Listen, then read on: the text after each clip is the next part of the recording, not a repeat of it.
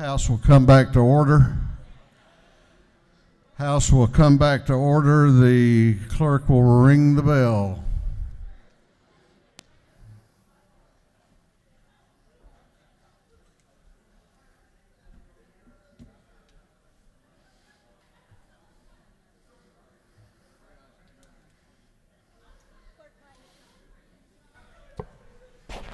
Recognizing and commending Reverend Edward Spencer Reynolds. Recognizing and commending the Frank and Joe Show. Recognizing and commending Brood Hawk LLC, honoring the life and memory of Ravi Zacharias.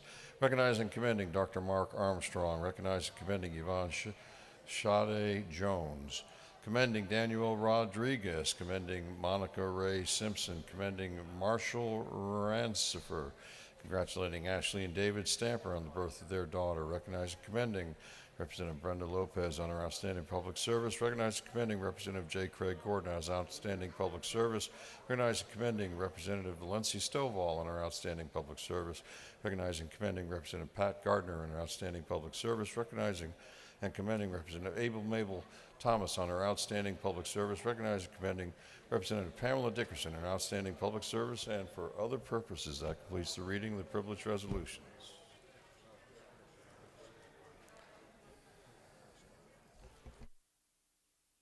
Is there any objection to the adoption of the privilege resolutions? The chair hears none. The resolutions are adopted. All right, we're back on the doing business. Can we ring the bell? Mm-hmm.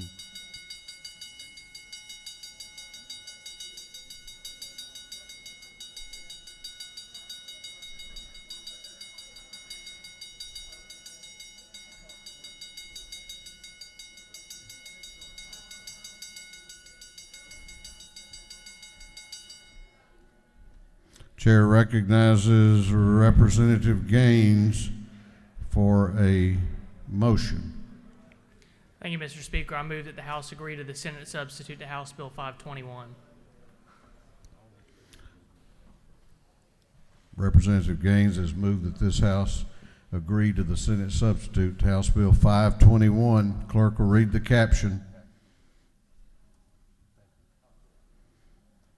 House Bill 521 to be entitled an act to amend Article 2, Chapter 11, Title 43 of the Official Code of Georgia Annotated relating to licenses for the practice of dentistry so as to authorize temporary licenses for dentists licensed in other states to provide dental care to indigent populations in this state. Chair recognizes Representative Gaines to explain his motion. Thank you, Mr. Speaker. House Bill 521 is a measure that this body passed 161 to 0 back in March, and the only change was the effective date, changing it from July 1st to upon signature of the governor, and happy to answer any questions. You do not appear to have any questions. Thank you, Mr. Speaker. I yield the will. On the gentleman's motion, all those in favor will vote aye. Those opposed will vote no, and the clerk will unlock the machines and call the roll.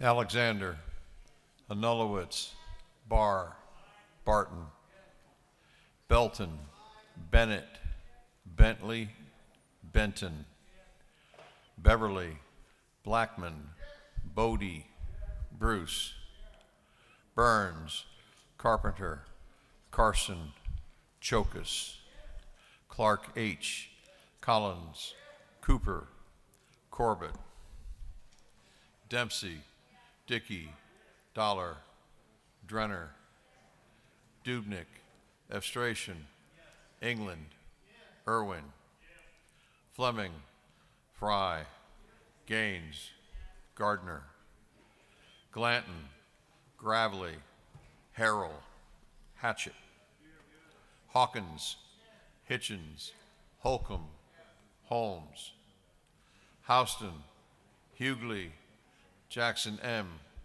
Jaspers, Jones J., Kelly, Kendrick, Knight, LaHood, LaRicchia, Lumsden, Martin, Mathiak, McCall, Morris G. Newton. Nix, Oliver, Parrish, Parsons, Petrie, Perkel, Powell, Reeves, Rhodes, Rich, Ridley, Rutledge, Scoggins, Setzler, Silcox, Smith L., Smith R., Smith V., Smyrie, Stevens R., Tankersley, Tanner, Tarvin, Taylor, Thomas E., Trammell, Washburn, Watson, Welch, Werkheiser, Wiedauer, Williams A., Williamson, Yerda, Allen, Bazemore, Bernau, Cannon, Carter, Clark D., Clark J., Cook, Davis, Douglas, Dreyer, Donahue, Earhart, Evans, Frazier, Gilligan, Gertler, Henson, Hill, Hogan, Holland, Holly, Hobson, Howard, Hutchinson, Jackson D., Jones S., Jones T., Jones V., Couch, Kennard, Lopez Romero, McLean, McLaurin, McLeod, Meeks, Mitchell, Moore B., Moore C., Morris M., Nelson, Wen, Paris, Prince, Pullen, Robichaux, Saints, Schofield, Scott, Shannon, Sharper, Smith M., Thomas A.M., Turner, Walensky, Wilkerson, Williams M.F., Williams N., Wilson, Beasley Teague, Yes. Bonner, Yes. Buckner, Yes. Burchett, Caldwell, Campbell, Yes. Cantrell, Yes. Dickerson, Yes. Dukes, Gamble, Yes. Gilliard, Yes. Gordon, Yes. Green, Gullett, Yes. Jones J.B., Yes. Kirby, Lott, Mathis, Yes. Metz, Yes. Momtahan, Park, Yes. Pruitt, Rogers, Singleton, Yes. Stovall, Williams R., Yes. Allen, Beverly, Burns, Caldwell, Carson, Cooper, Corbett, Dollar, Dubnik, Dukes, Evans, Fleming,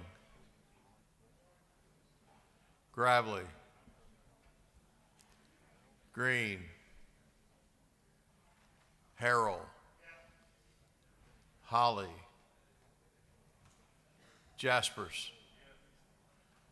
Jones S., Kirby, McCall, Momtahan, Huen, Paris, Petrie, Pruitt, Reeves, Rutledge, Saints, Yes. Silcox, Smith L., Stovall, Thomas E., Trammell, Williams A., Williamson, Wilson.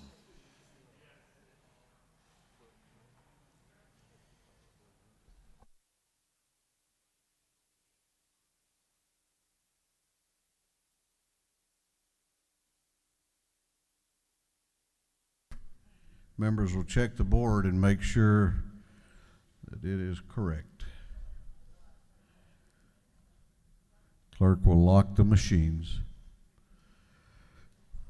On the motion of the gentleman that this House agree to the Senate substitute to House Bill 521, the ayes are 156, the nays are 0, and this House has agreed. Chair recognizes Chairman Blackman for a motion.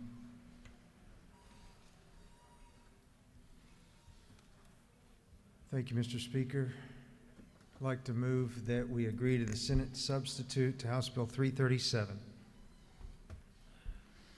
Chairman Blackman has moved that this House agree to the Senate substitute to House Bill 337. Clerk will read the caption. House Bill 337, to be entitled an act to amend Title 40 of the Official Code of Georgia annotated relating to motor vehicles and traffic so as to provide for and regulate peer-to-peer vehicle sharing. Chair recognizes Chairman Shaw Blackman to explain the motion. Thank you, Mr. Speaker. House Bill 337 relates to the car sharing program in Georgia. This creates a very basic regulatory framework and remains relatively unchanged over from the Senate. The Senate substitute remains relatively unchanged in what passed this body. The changes were really to help it align with the national in-coil model. We changed a little bit to clarify a definition on peer-to-peer car sharing program, and then we changed the effective date. Overwhelmingly supported, and of course we have all industry players have approved of this language. The Insurance Commissioner's Office, the department, is also supportive. And it's really spent a couple of years going through the legislative lay stall. So I really want to thank all the co-authors and legislative counsel for the time they put into this.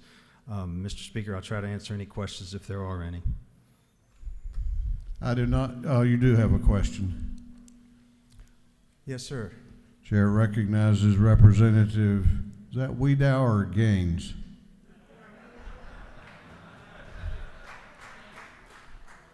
Representative Wiedauer for a question to your left. Do you yield? I do. Would you be referencing the Thomas Carlyle theory that you throw out a lot of bad legislation to bring up something that's good? I'm glad to see the gentleman has been studying. Thank you. There are no further questions. Do not see any further questions. There are no further questions, Mr. Speaker. I will just ask for favorable consideration and yield the will. On the gentleman's motion that this House agree to the Senate substitute to House Bill 337, all those in favor will vote aye. Those opposed will vote no. And the clerk will unlock the machines.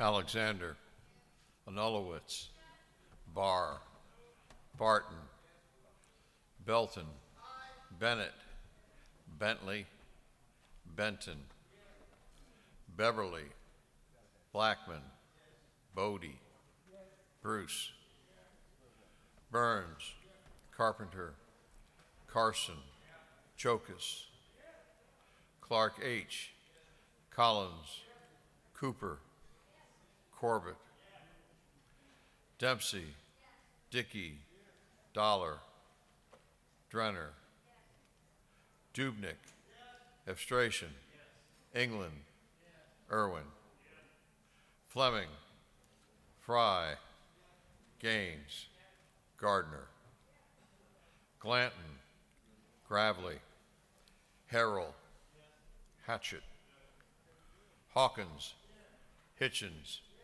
Holcomb, Holmes, Houston, Hughley, Jackson M., Jaspers, Jones J., Kelly, Kendrick, Knight, LaHood, LaRicchia, Lumsden, Martin, Mathiak, McCall, Morris G., Newton, Nix, Oliver, Parrish, Parsons, Petrie, Perkel, Powell, Reeves, Rhodes, Rich, Ridley, Rutledge, Scoggins, Setzler, Silcox, Smith L., Smith R.,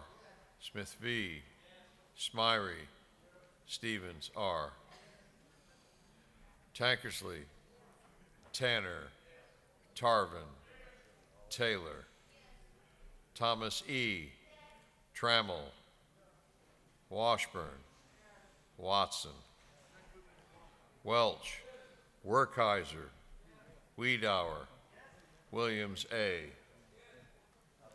Williamson, Yerda, Allen, Bazemore, Bernau, Cannon, Carter, Clark D., Clark J., Cook, Davis, Douglas, Dreyer, Donahue, Earhart, Evans, Frazier, Gilligan, Gertler, Henson, Hill, Hogan, Holland, Holly,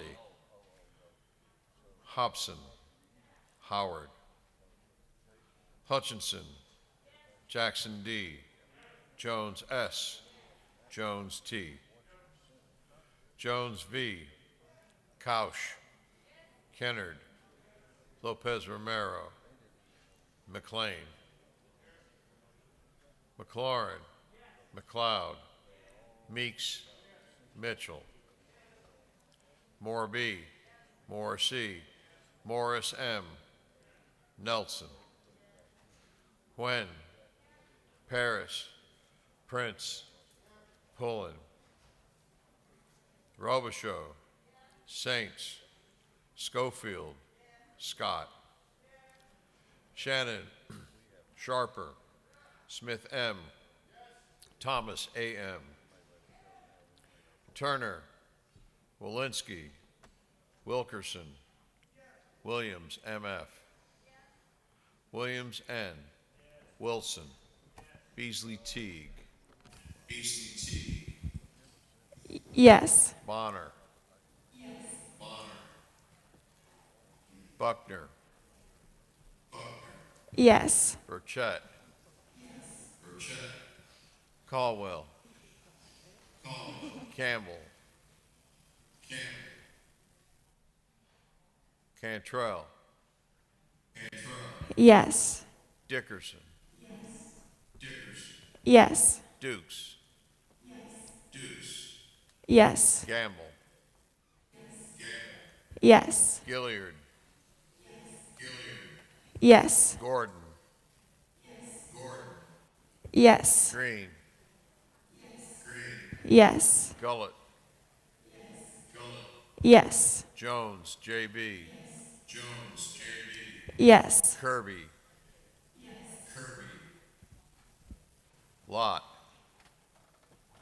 Yes. Mathis, Yes. Metz, Yes. Montahan, Park, Yes. Pruitt, Rogers, Singleton, Yes. Stovall, Williams R., Yes. Beverly, Bonner, Caldwell, Campbell, Dollar, Fleming, Gilligan, Gravely, Holly,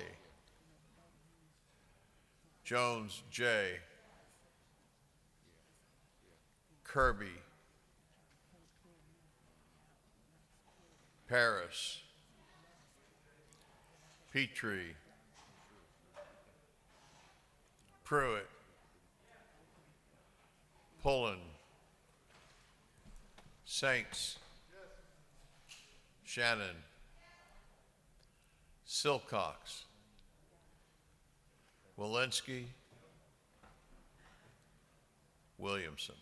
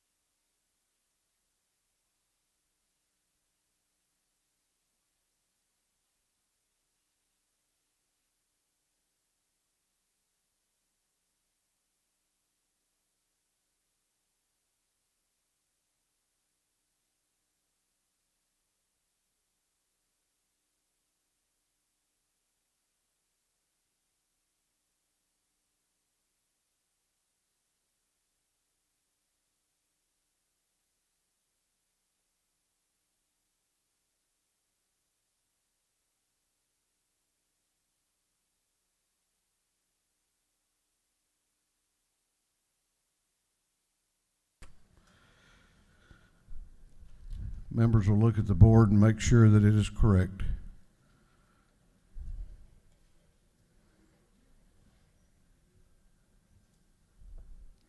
Clerk will lock the machine on House Bill 337. The ayes are 152, the nays are 3. This House has agreed to the Senate substitute to House Bill 337. Chair recognizes Chairman Benton for a motion.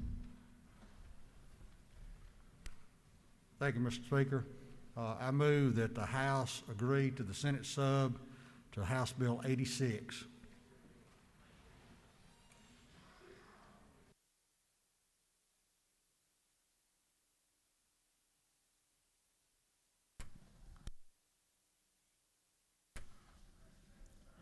Chairman Benton has moved that this House agree to the Senate substitute to House Bill 86. The clerk will read the caption. House Bill 86 to be titled, an act to amend Part 11 of Article 17 of Chapter 2 entitled 20 of the Official Code of Georgia annotated relating to complaints policy for teachers and other school personnel so as to provide that performance ratings contained in personnel evaluations are subject to complaint for teachers who accepted a school year contract for the fourth or subsequent consecutive school year.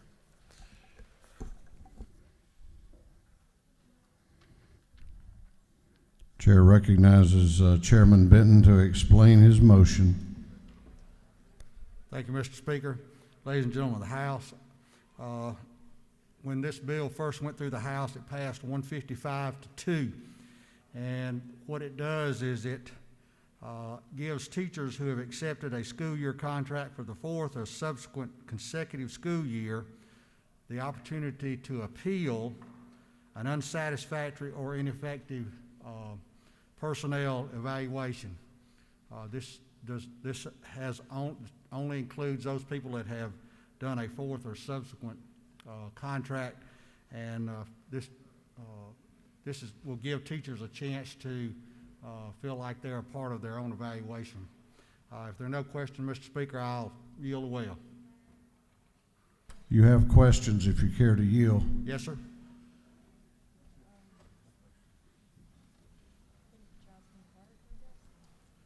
Chair recognizes Representative Jasmine Clark in the gallery to your right for a question. Thank you, Mr. Speaker. Does the gentleman yield? Yes. Is it not true that we just voted on SB 68 and this exact same language is in that bill as well? Yes, it is. All right, thank you.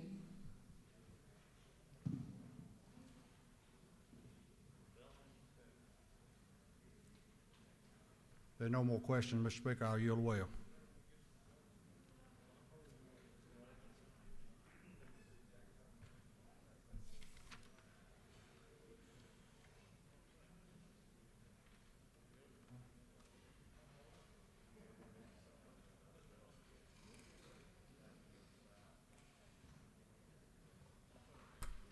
No.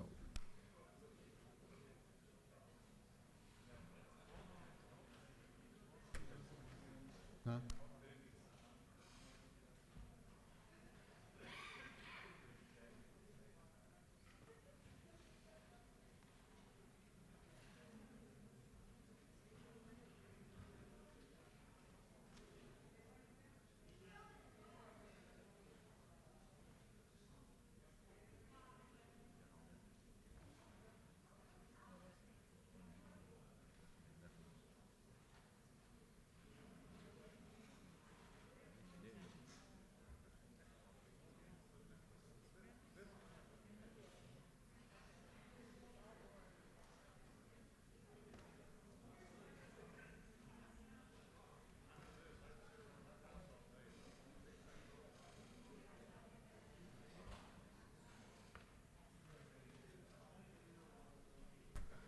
All right.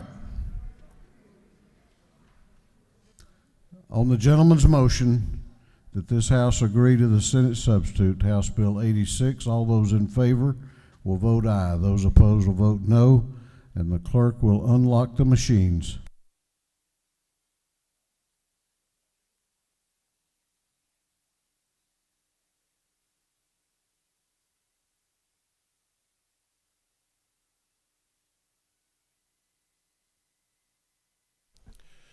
Alexander, Nulowitz, Barr, Barton, Belton, Bennett, Bentley, Benton, Beverly, Blackman, Bodie, Bruce, Burns, Carpenter, Carson, Chokus, Clark H., Collins, Cooper, Corbett, Dempsey, Dickey, Dollar, Drenner, Dubnik, Efstration, England, Irwin, Fleming, Fry, Gaines, Gardner, Glanton, Gravely, Harrell, Hatchett, Hawkins, Hitchens, Holcomb, Holmes, Houston, Hughley, Jackson M., Jaspers, Jones J., Kelly, Kendrick, Knight, LaHood, LaRicchia, Lumsden, Martin, Mathiak, McCall, Morris G., Newton, Nix, Oliver, Parrish, Parsons, Petrie, Perkel, Powell, Reeves, Rhodes, Rich, Ridley, Rutledge, Scoggins, Setzler, Silcox, Smith L., Smith R., Smith V., Smyrie, Stevens R. Tankersley, Tanner, Tarvin, Taylor, Thomas E.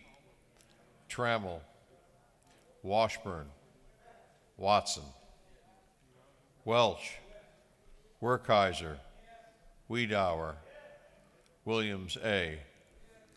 Williamson, Yurda, Allen, Bazemore, Bernau, Cannon, Carter, Clark D.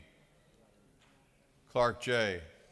Cook, Davis, Douglas, Dreyer, Donahue, Earhart, Evans, Frazier, Gilligan, Gertler, Henson, Hill, Hogan, Holland, Holly, Hobson, Howard, Hutchinson, Jackson D.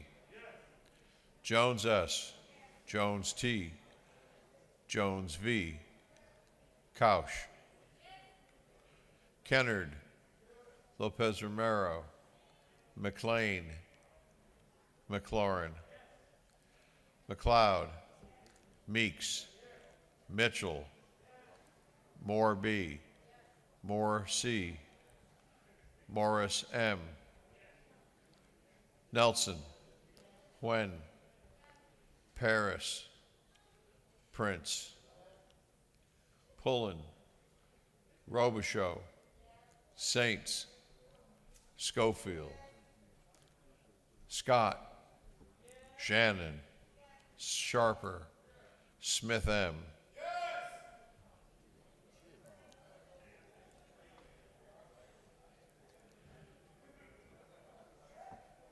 Thomas A.M., Turner, Walensky, Wilkerson, Williams M.F., Williams N., Wilson, Beasley Teague,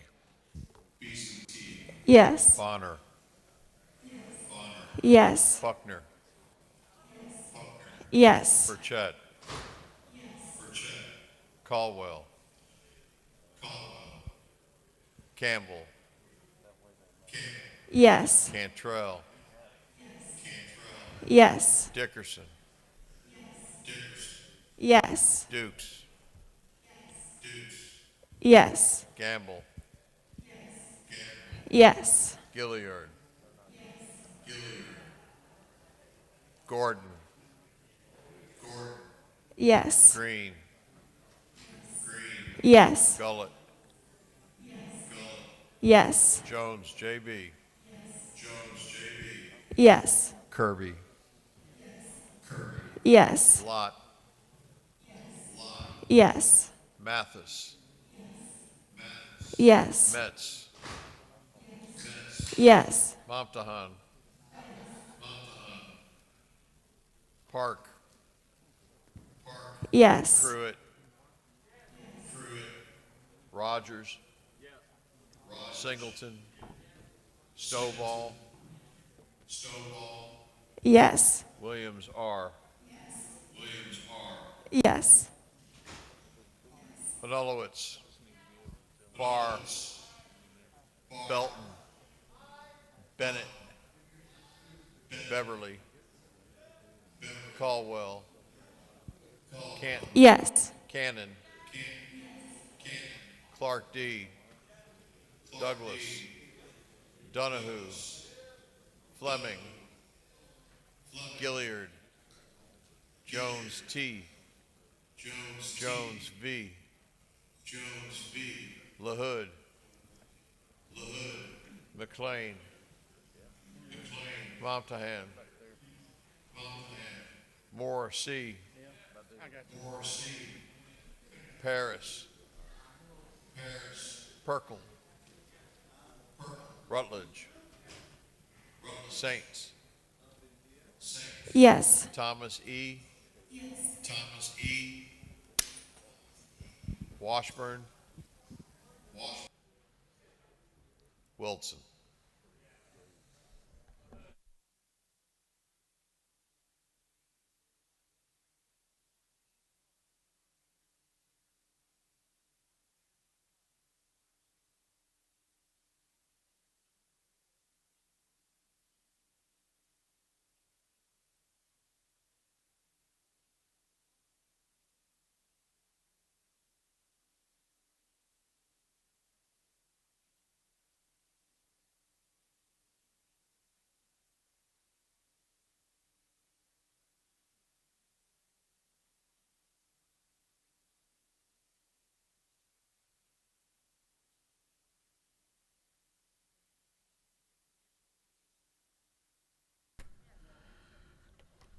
Members will look at the board and be sure it's correct.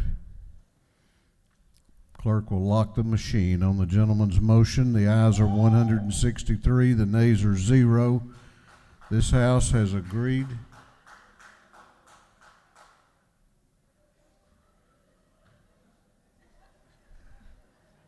This House has agreed to the Senate substitute to House Bill 86.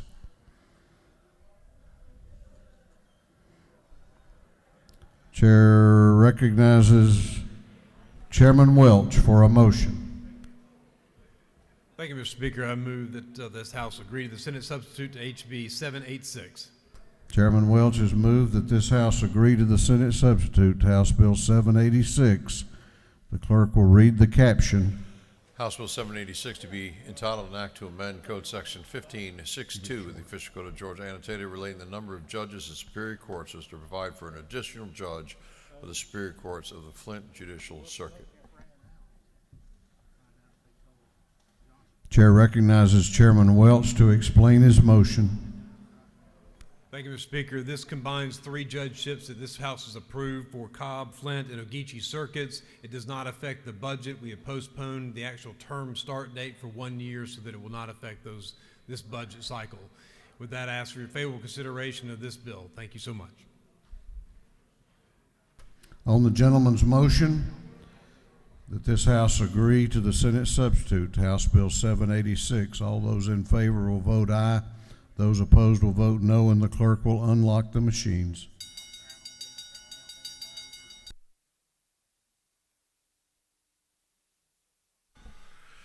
Alexander, Anulowitz, Barr, Barton, Belton, Bennett, Bentley, Benton, Beverly, Blackman, Bodie, Bruce,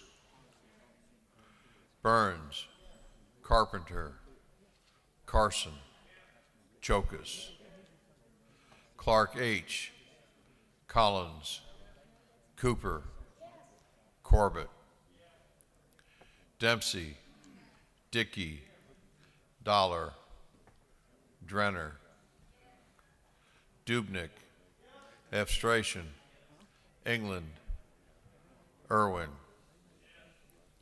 Fleming, Fry, Gaines, Gardner, Glanton, Gravely, Harrell, Hatchett, Hawkins, Hitchens, Holcomb, Holmes, Houston, Hughley, Jackson M., Jaspers, Jones J., Kelly, Kendrick, Knight, LaHood, LaRicchia, Lumsden, Martin, Mathiak, McCall, Morris G., Newton, Nix, Oliver, Parrish, Parsons, Petrie, Perkle, Powell, Reeves, Rhodes, Rich, Ridley, Rutledge, Scoggins, Setzler, Silcox, Smith L., Smith R., Smith V., Smyrie, Stevens R., Tankersley, Tanner, Tarvin, Taylor, Thomas E., Trammell, Washburn, Watson, Welch, Werkheiser, Wiedauer, Williams A., Williamson, Yerda, Allen, Bazemore, Bernal, Cannon, Carter, Clark D., Clark J., Cook, Davis, Douglas, Dreyer, Donahue, Earhart, Evans, Frazier, Gilligan, Gertler, Henson, Hill, Hogan, Holland, Holly, Hobson, Howard, Hutchinson, Jackson D, Jones S, Jones T, Jones V, Couch, Kennard, Lopez Romero, McLean, McLaurin, McLeod, Meeks, Mitchell, Moore B, Morris C, Morris M, Nelson, Huen, Paris, Prince, Pullen, Robichaux, Saints, Schofield, Scott, Shannon, Sharper, Smith M, Thomas A.M., Turner, Walensky, Wilkerson, Williams M.F., Williams N., Wilson, Beasley Teague, Bonner, Yes. Buckner, Yes. Burchett, Caldwell, Yes. Campbell, Yes. Cantrell, Yes. Dickerson, Yes. Dukes, Gamble, Yes. Gilliard, Yes. Gordon, Yes. Green, Yes. Gullett, Yes. Jones J.B., Yes. Kirby, Yes. Lott, Yes. Mathis, Yes. Metz, Montahan, Park, Pruitt, Rogers, Singleton, Stovall, Yes. Yes. Williams R, Yes. Beasley Teague, Yes. Clark D, Douglas, Dukes, England, Fleming, Gaines, Hawkins, Hobson, Jackson D, LaHood, Mathiak, Metz, Newton, Paris, Reeves, Ridley, Smith M, Thomas E.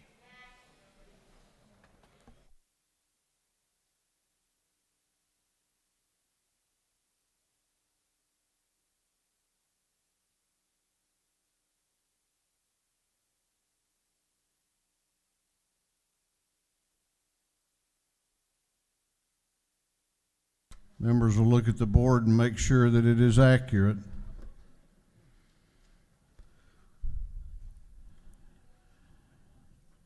Clerk will lock the machines. On the gentleman's motion that this House agree to the Senate substitute, House Bill 786, the ayes are 161, the nays are 0, and this House has agreed to the Senate substitute. Chair recognizes Majority Caucus Whip Kelly for a motion.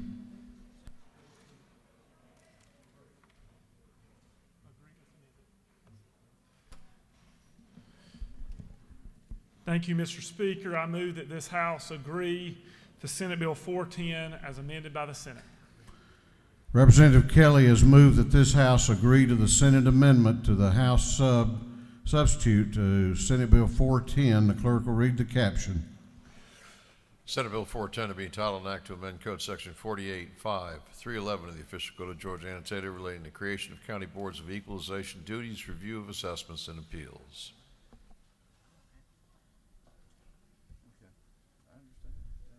Chair recognizes Representative Kelly to explain his motion. Thank you, Mr. Speaker. As y'all remember, Senate Bill 410 deals with closing a loophole that exists when property taxpayers appeal their property tax assessment. It closes a loophole where they're not able to be awarded attorney's fees if they appeal it up to Superior Court.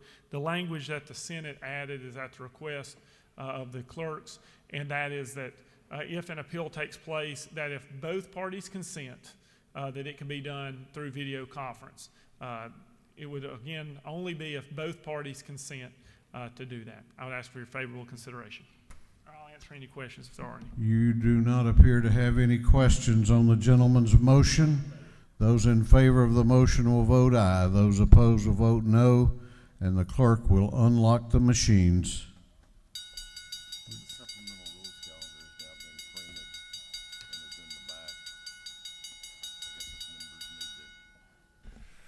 Alexander, Anulowitz, Barr, Barton, Belton, Bennett, Bentley, Benton, Beverly, Blackman, Bodie, Bruce, Burns, Carpenter, Carson, Chokus, Clark H., Collins, Cooper, Corbett, Dempsey, Dickey, Dollar, Drenner, Dubnik, Efstration, England, Irwin, Fleming, Fry, Gaines, Gardner, Glanton, Gravely, Harrell, Hatchett, Hawkins, Hitchens, Holcomb, Holmes, Houston, Hughley, Jackson M., Jaspers, Jones J., Kelly, Kendrick, Knight, LaHood, Laricchia, Lumsden, Martin, Mathiak, McCall, Morris G., Newton, Nix, Oliver, Parrish, Parsons, Petrie, Perkle, Powell, Reeves, Rhodes, Rich, Ridley,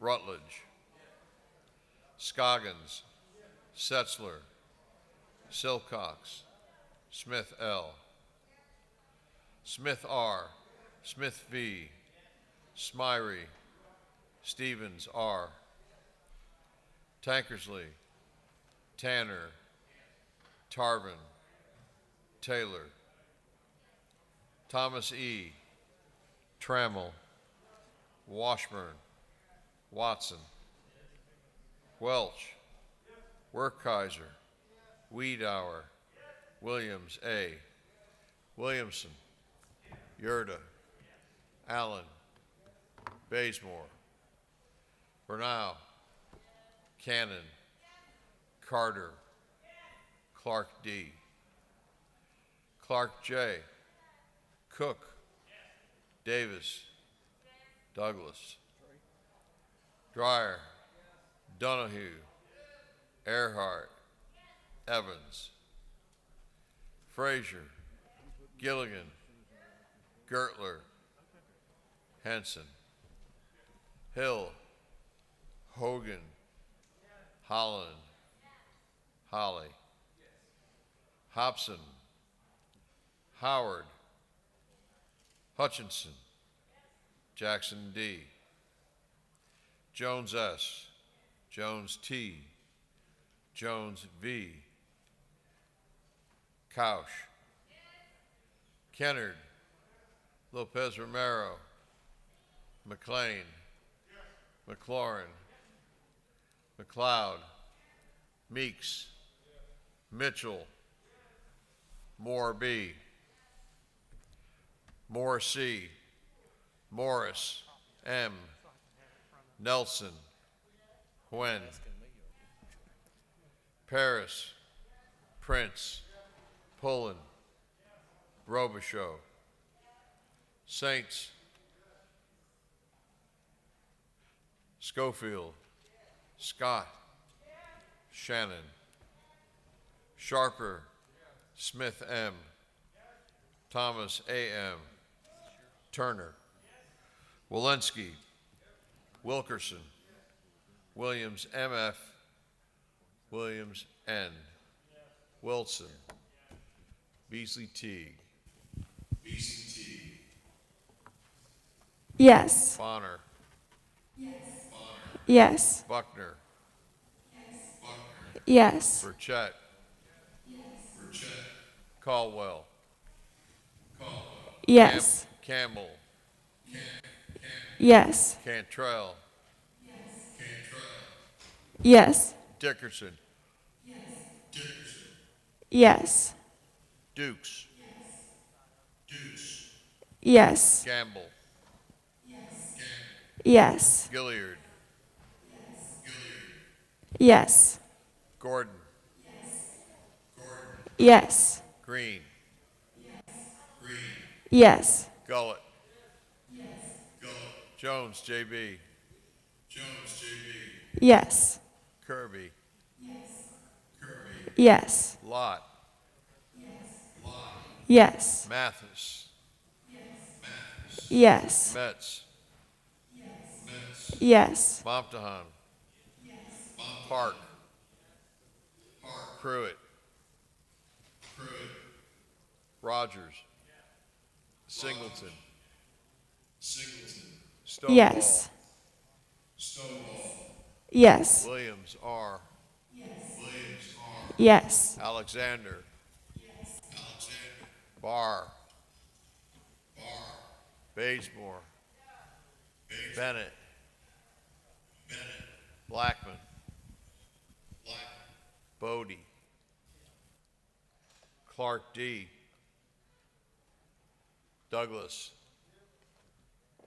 Evans, Gaines, Gardner, Gertler, Hatchett, Henson, Hobson, Jackson D, Jaspers, Jones T, Jones V, Moore C, Powell, Pruitt, Ridley, Setzler, Thomas E, Williams MF.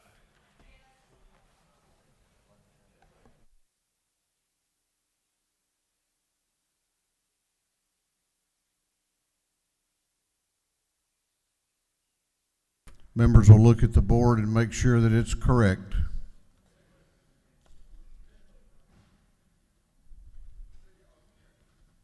Representative Ridley votes yes. Any others?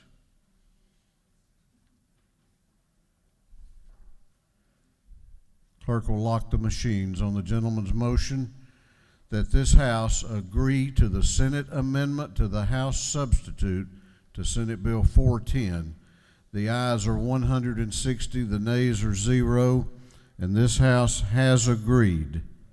Let me tell you the posture we're in. Need everybody to hang with us just a little longer.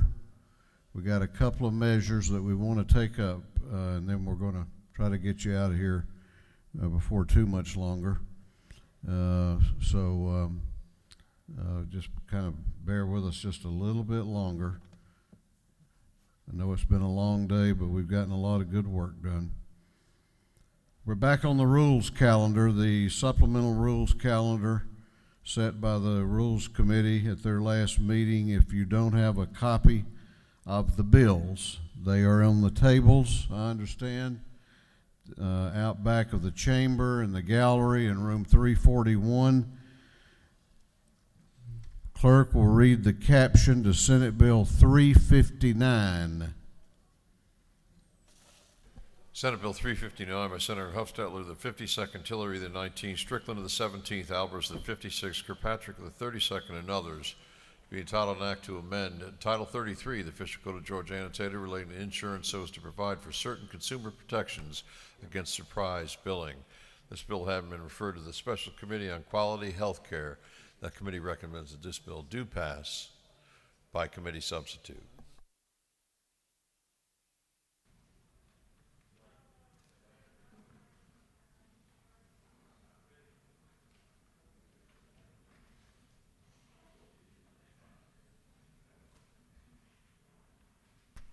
Chair recognizes Representative Kelly, the Majority Caucus Whip, to present the bill.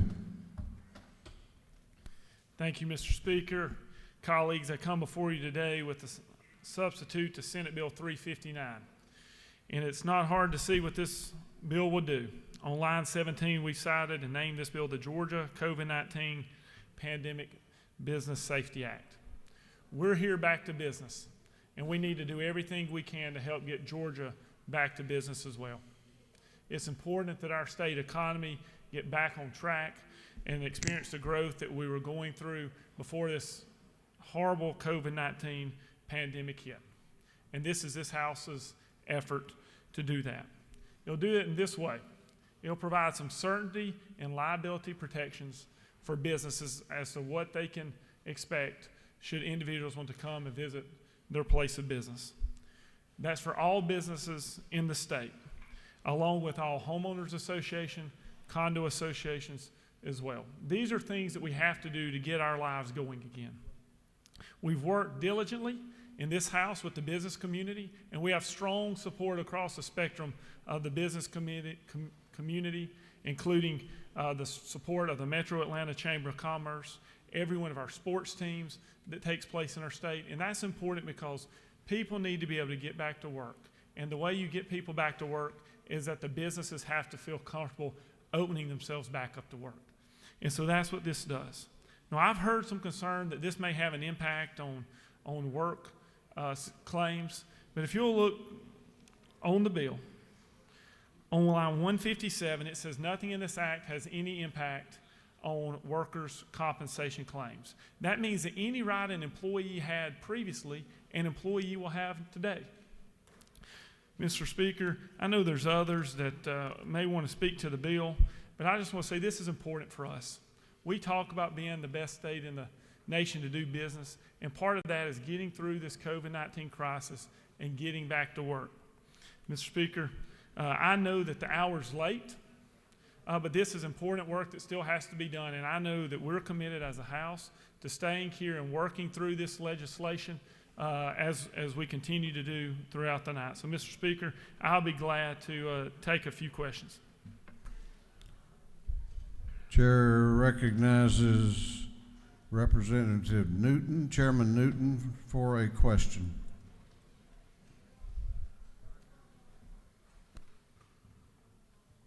Thank you, Mr. Speaker. Will the gentleman yield? I will. Isn't it true that this bill will bring the needed jobs back, the employment that people need, will make a significant difference in, instead of 10% unemployment, moving Georgia back to the 4% we were enjoying, to where people were taking care of their families, their churches, their communities? You're absolutely right. And what this bill will do is this will provide the protections that businesses need to open back up and to bring their employees back to work and allow us all to get our lives back to normal. Will the gentleman further yield? I will. I want this also for the healthcare community, our not-for-profit hospitals, all of our hospitals, healthcare institutions, providers, dentists. Want to give them, while following clear standards, they will also be able to safely open back up to serve both the employees that work at these institutions, but even more importantly, all the patients of Georgia that need these businesses opened back up. It absolutely will, and that's very important. I'm glad that we've been able to work diligently with the healthcare community on this, and this will provide much needed protections for them. Thank you so much for getting Georgians back to work. And thank you for the work you did as an ER doctor through this crisis. Do you yield for a question from the majority leader of the House? I was going to yield, but I'll take one more. Thank you, Mr. Speaker. Gentlemen, yield. I will. Mr. Whip, is it not true that the small businesses of this state and are the backbone of this state and the backbone of the economy of our country? And is it further not true that those companies, those individuals that operate those companies, are the folks that drive employment, that keep Georgians working in small shops, larger shops, and that this legislation will ensure those folks that they have the proper coverage, relationship with their employees to protect them, but also ensure that they're able to come back and do business in this state and move us out of this pandemic, this situation we're in. Thank you for that question, Mr. Leader. And you're exactly right. As someone who has spent a lot of time working to help better our business community, you certainly know of what you speak, and this bill will provide much needed legal protection for them to do that. Mr. Speaker, I know there's others that may want to speak to the bill, and I ask for this House's favorable consideration. We all need to unite together so that we can get our economy growing again. I'll yield the well. Gentleman has yielded the well. We do have others that wish to speak on the bill, and the chair recognizes Representative McLean to speak on the bill.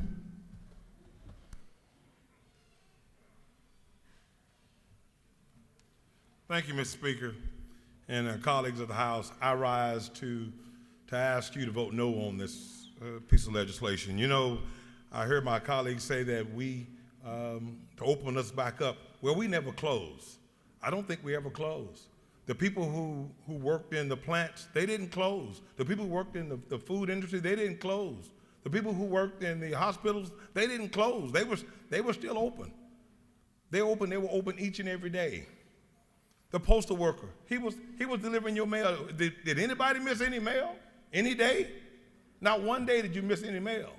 So you never closed.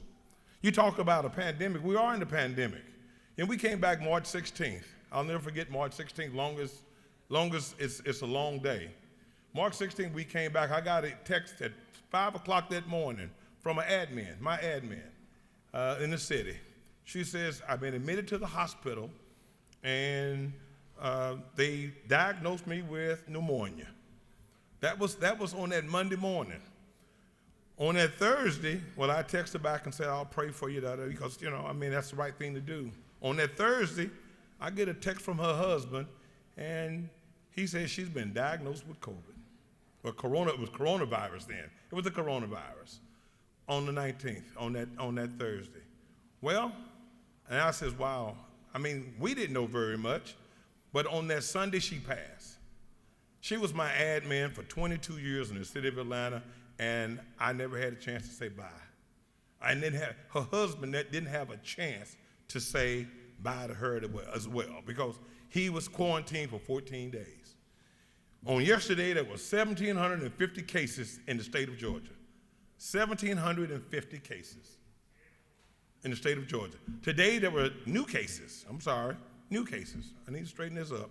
1,900 new cases today. Today. So what I'm saying to you is we need to vote no. The reason we need to vote no for it, because these people, the people that I serve in labor, the people that I serve for so many years, the employees, the workers, there's no protection for them, because usually if they're working, there's no separation. At Plant Vogel, there's no difference in an electrical worker going to work and somebody just walking through looking at it. No one in this building, no one in this room works in the chicken pen. It's for the food and commercial workers. Not one person in here. There are new cases each and every day. And we've got to do better. It's impossible. Do you know how hard it would be to have a workers' claim, a workers' comp claim about COVID? It would be almost impossible. You know why it would be impossible? Because they don't know if you called COVID a year ago, 5 months ago, or if COVID was there the day before. This is not a good bill. This bill is not good at all. It's not good for people that you employ. Now, it might be good for an employer. It might be good for a workers' comp attorney, but it is not good for the employee. It is not good for a worker. You know, in Gwinnett County, I'll never forget, I was keeping the data. 2 weeks ago, we were number 5. We were number 5 of counties. Today, we're number 1, and we ain't looking back. We're not looking back. We're already 1,000 more than Fulton County in this county. Fulton County is the county that you're in. We've got to realize, we've got to say to people that we talk to each and every day that we care about them. We always talk about we came here to represent those that are voiceless. Well, I'm saying to you that the people that we need to start to protect are the people that are working, because they didn't close. The warehouse workers didn't close. You went and shopped and ate every day. You didn't close. Your postal worker, you didn't close. So what I'm saying to you all is that we've got to make a decision, or are we going to think about saying that we're going to reopen?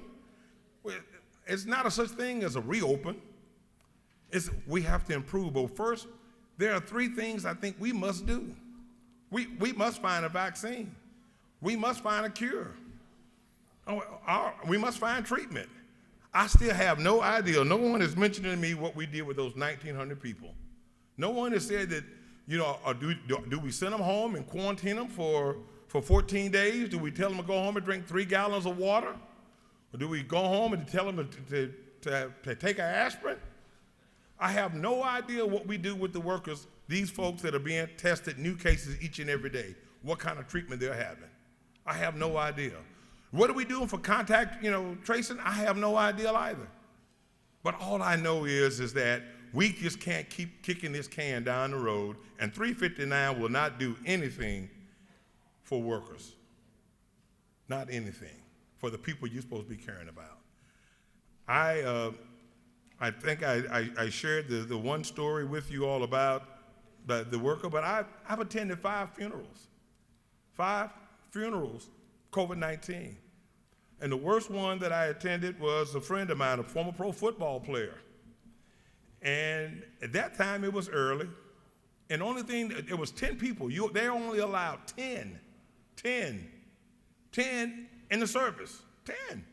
I'm one of the 10. The pastor's one of the 10. So therefore, now you're at 8.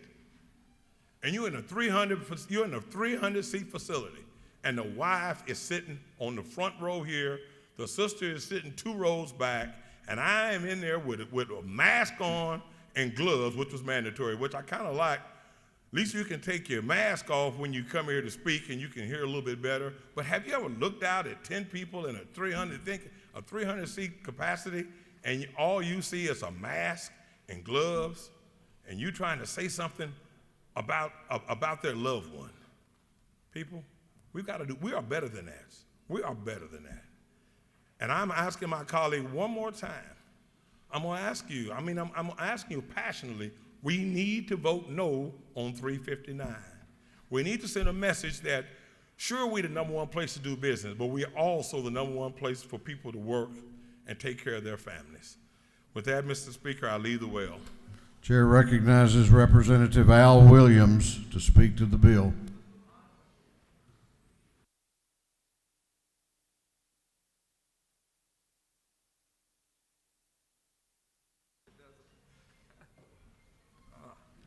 Before I do, that was a lot of talking now. Thank you, Mr. Speaker.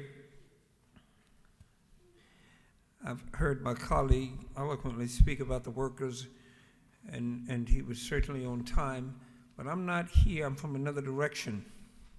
While I've always supported workers, 45 years of my working career has been either owning a business or working in business consulting. That's all I've ever worked with. So I love business. I don't have a problem with business. And I love being in a place for 7 straight years has been the best place to do business. But I want us to go 7 straight years as the best place to live and raise a family too. What I'm concerned about, more so than anything, is kind of under the radar, and I asked this in rules and I was answered. What about the people in nursing homes who won't have a legal recourse because of this legislation? There was a time, and the conversation changed in this country, when especially Democrats, and a lot of times Republicans, talked about poor people. Only people get talked about now are working people in the middle class. A lot of poor people are in nursing homes. Poor people. And we've looked like we've forgotten them. Disproportionately, they have died during this pandemic. I understand many people have died. But the problem with this legislation is, what about those that suffered before the pandemic when nursing homes were written up time and time and time again for poor service, for terrible service? I'm not talking about since the pandemic alone. You can go down the list and look at nursing homes written up time and time again. People who can't speak for themselves and can't do anything, laying up there at the mercy of corporations who can afford lobbyists, and they're just sitting there, usually on Medicaid, and dying like flies during this pandemic. I have one in my district, one right outside of my district. The one right outside of my district is an excellent facility. One in my district is not so excellent. Closed down an entire wing because mold was falling through the ceiling. Water on the floor, having to come in and vacuum up water time and time again. These folk couldn't speak for themselves. One thing about nursing homes, the first year, all the birthdays, all the special days, Christmas visitors. Second year, Mr. Birthdays just come for Christmas and special days. Third year, hardly nothing. After that, and people stay in these facilities sometimes 8 and 10 and 12 years, nobody comes to see about them. And the only people can talk for them are those of us that have the opportunity to speak for them. You telling me that it's good business to let people die because you didn't keep your facility up? Now you can't even sue them for it? All these years of decrepitness, terrible facilities, substandard food, don't even cut the grass, and they get paid the same thing by everybody. And the only people losing are families without a voice and people who don't even have families. Oh yes, I love to do business, and I'm glad we're doing business. But what about the least of ours? We're going to be judged by what we did for those who can't speak for themselves. No, it's not. The legislation protects those who don't deserve protection because they were lousy at business before the pandemic, and they will be lousy afterwards. We passed this kind of legislation. With that, Mr. Speaker, I leave the well. Chair recognizes the Minority Leader of the House, Leader Trammell, to speak to the bill.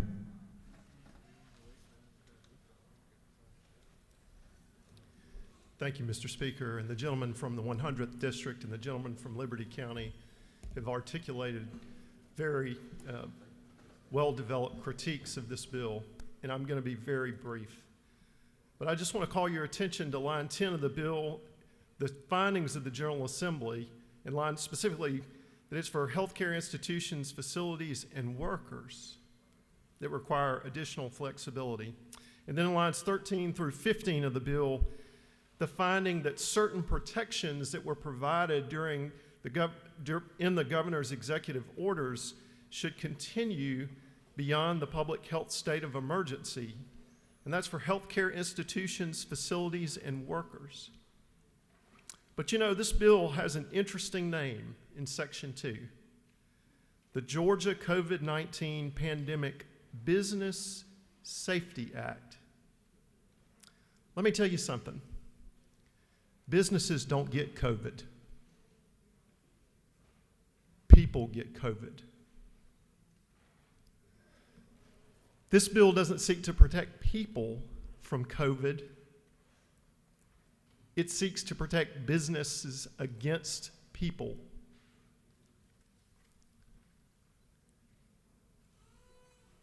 If we want to talk about safety, what we should be talking about is ways to make workers safe.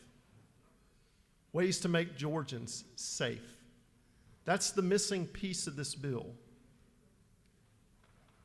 We're not talking about providing protective equipment in the bill for people, frontline workers who had to go in. When I had the luxury to be able to sit in my house and shelter in place, other frontline workers had to go to work. This bill does nothing for them. And so we spent the resumed legislative session, and this is what we decide is what we need to do about COVID. You know, if I had to say one thing about this bill, it would be that it surely demonstrates the seriousness of COVID-19. If we're in a position that we think we need to provide immunity because COVID-19 is such a terrible event, then you know what else we need to be doing as a body? We need to be legislating about public health measures that would keep people safe. And we're not doing it. So, Mr. Speaker, I'm going to oppose this bill because we should be talking about keeping Georgians safe. Businesses will be fine. And the final point, when we talk about a resumed economy, you know, the economy is not going to get better because we provide immunity protections for business. The economy is going to get better when people feel safe. When they feel like they can go to work and interact again without risk of contracting COVID. And that's not going to happen just because we provide immunity. That doesn't change the situation whatsoever. Mr. Speaker, I'll yield for questions if there are any. If not, I'll yield the well. Do you yield for questions? I do. Chair recognizes Representative Bruce to your right for a question. Thank you. Will the gentleman yield? I yield. Is it true to say that passage of this bill and given the rights that we're talking about to these companies in effect takes that right away from general citizens and people who are apt to be hurt by all of this? Is that safe to say? I think that's a fair characterization. And, you know, I think that's a fair characterization. Okay. Would you hear it one more time? I will. Would this not be better handled by just people that own businesses taking out an insurance policy to cover whatever damages they have? I think insurance is certainly an option. Look, the truth is that, you know, the type of, there's a cynical core at this bill. And the cynical core is, you know, we don't immunize, provide immunity to businesses for the flu or other diseases. You know, the reality is this could have been narrowly tailored the way the findings suggest to provide protection for healthcare institutions who are in the front lines and treating patients who are coming in. But instead, this is an effort to glom on. It's like a free-for-all for immunity. You mentioned the word immunity and everybody wants in on it. One last thing, if I could. I yield. By giving this to the businesses, are we not in fact incenting them to be lackadaisical as they go forward with this? You know, if you have no consequence for the actions you take, how conscientious are you going to be about those actions if there's no consequence to them? Well, I think the gentleman has a point. I wouldn't say necessarily that they're incentivized to do that, but I think there is a risk of a moral hazard. And that moral hazard is that if you have immunity, and it doesn't matter what you're doing, then you're less likely to take the types of steps that would keep people as safe. And the final thing I would say before I yield the well, Mr. Speaker, is, you know, when I was at home in the middle of this COVID crisis, I didn't get any emails from local businesses saying, hey, the most pressing thing that we need to do to combat COVID is to provide immunity for businesses. But you know what? I got a lot of emails from workers who were concerned about the lack of safety protection in their places of employment, and they were asking what could they do. And the sad answer that I had to give back to them is not much. You can call DPH if they're not following the guidelines in the executive orders. But with this, the answer will be tell them you're out of luck. Mr. Speaker, I yield the well. Gentleman has yielded the well. Is there any objection to the previous question being ordered? The chair hears none. The previous question is ordered. Is there any objection to adopting the committee substitute? The chair hears none. The committee substitute is adopted. Is there any objection to agreeing to the report of the committee, which was favorable to the passage of the bill? The chair hears none. The report of the committee is agreed to. Shall this bill now pass? All those in favor of the passage of the bill will vote aye. Those opposed will vote no. And the clerk will unlock the machines and call the roll.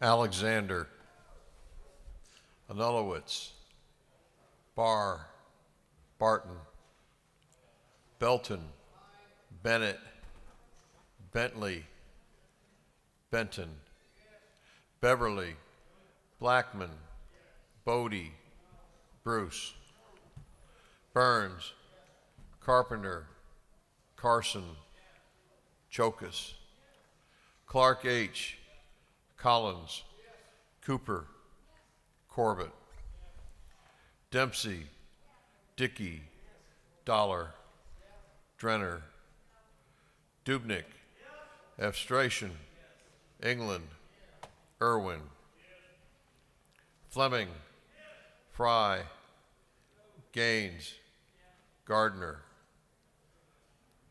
Glanton, Gravely, Harrell, Hatch, Hawkins, Hitchens, Holcomb, Holmes, Houston, Hughley, Jackson M., Jaspers, Jones J., Kelly, Kendrick, Knight, LaHood, LaRicchia, Lumsden, Martin, Mathiak, McCall, Morris G., Newton, Nix, Oliver, Parrish, Parsons, Petrie, Perkel, Powell, Reeves, Rhodes, Rich, Ridley, Rutledge,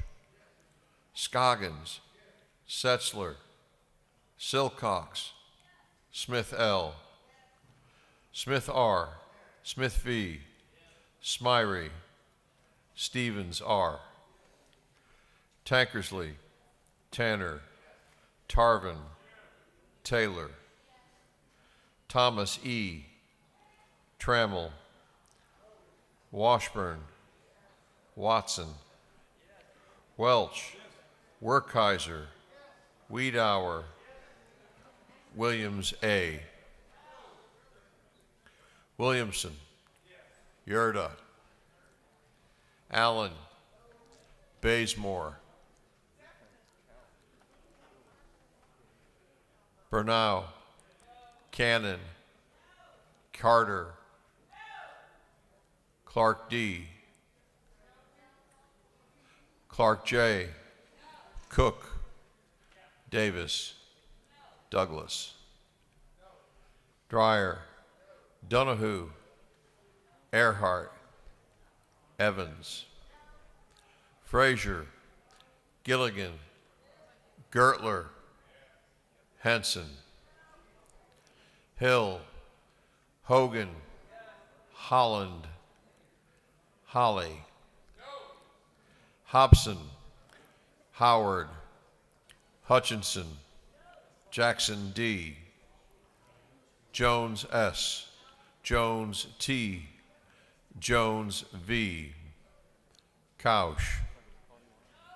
Kennard, Lopez Romero, McLean, McLaurin, McLeod, Meeks, Mitchell, Moore B, Moore C, Morris M, Nelson, Wen, Paris, Prince, Pullen, Robichaud, Saints, Schofield, Scott, Shannon, Sharper, Smith M, Thomas A.M., Turner, Walensky, Wilkerson.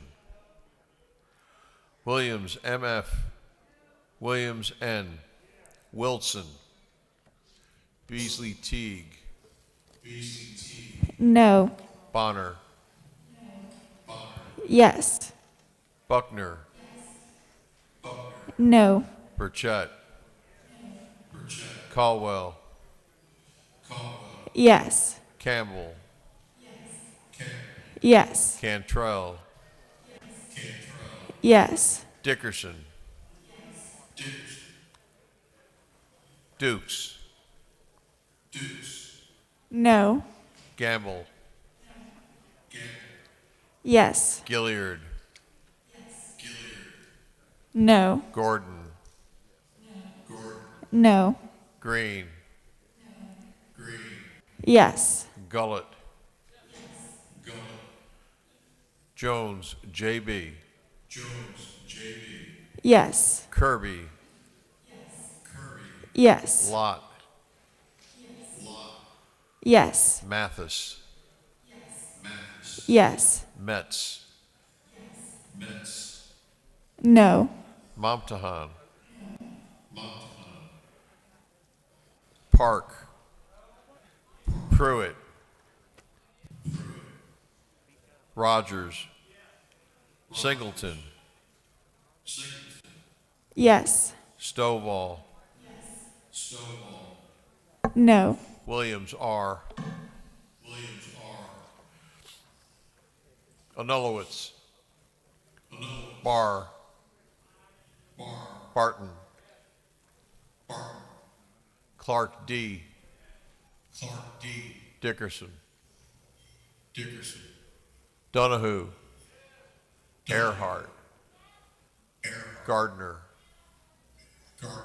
Holcomb, Holland, Hobson, Jackson D, Jones T, Jones V, Kennard, Momtahan, Morris M, Paris, Pruitt, Setzler, Smyrie, Walensky, Williams R, Wilson, Yerda. What purpose does Representative Holland rise? Mr. Speaker, pursuant to Rule 133, I ask to be excused from the vote. The lady has that right, and the journal will so reflect. Members will take a moment and look at the board and make sure it's accurate.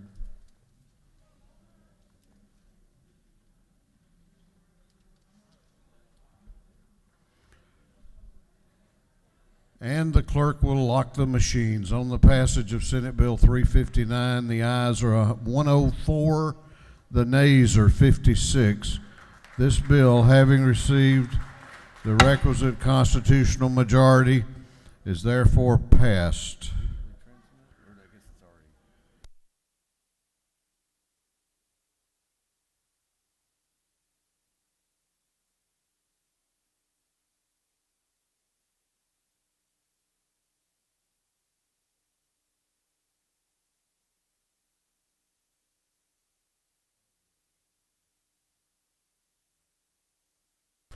Okay.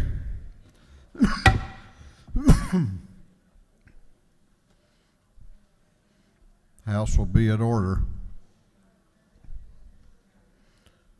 The chair recognizes the chair of the House Appropriations Committee for a motion. Mr. Speaker, I move that this House adopt the Committee of Conference report on House Bill 793. Chairman England has moved that the House adopt the Committee of Conference report on House Bill 793. The clerk will read the Conference Committee report. The Committee of Conference on House Bill 793 recommends that both the House of Representatives and the Senate recede from their positions and that the attached Committee of Conference substitute to HB 793 be adopted. For the House of Representatives, Terry England of the 116th, John Burns of the 159th, Jan Jones of the 47th. For the Senate, Blake Tillery, the 19th, Mike Dugan of the 30th, Butch Miller of the 49th. Before I recognize you, Mr. Chairman, I'm encouraged to see that you have not only do not have multiple water bottles, but you only have half of one. Oh, I'm sorry. You hid them from me. Chair recognizes Chairman England to explain the Committee of Conference report for House Bill 793. Thank you again, Mr. Speaker. Ladies and gentlemen of the House, I think we're kind of to the point that we've all been waiting for. I know I've certainly been waiting for it to get here today. First, as always, we need to make several thank yous. When we left here in March, we thought we were gone for about 2 weeks. 2 weeks turned into 3 months, and much happened in that 3-month period. I wound up with a new partner on the other side of the building to work with. And Chairman Blake Tillery, I want to tell you tonight, has done an outstanding job stepping into some very large shoes that he has to fill.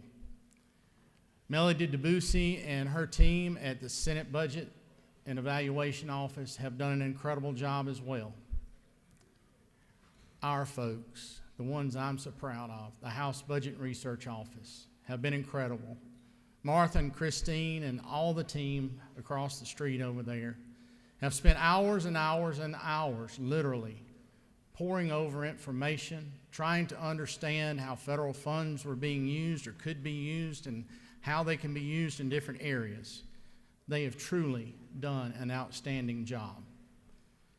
Kelly Farr and his team at OPB, they have done an incredible job as well. We have truly had a partnership as we have gone through these last 3 months trying to figure out where this ship of state would land as we came back into session to adopt a budget. My administrative assistant, Ashley Newton, down in 245, she has answered thousands of phone calls, as most of your admins have as well, from unemployment issues to anything under the sun that you can imagine. But I need to say a special thank you to someone tonight that I haven't had a whole lot of time with for the last many weeks, my wife Cindy.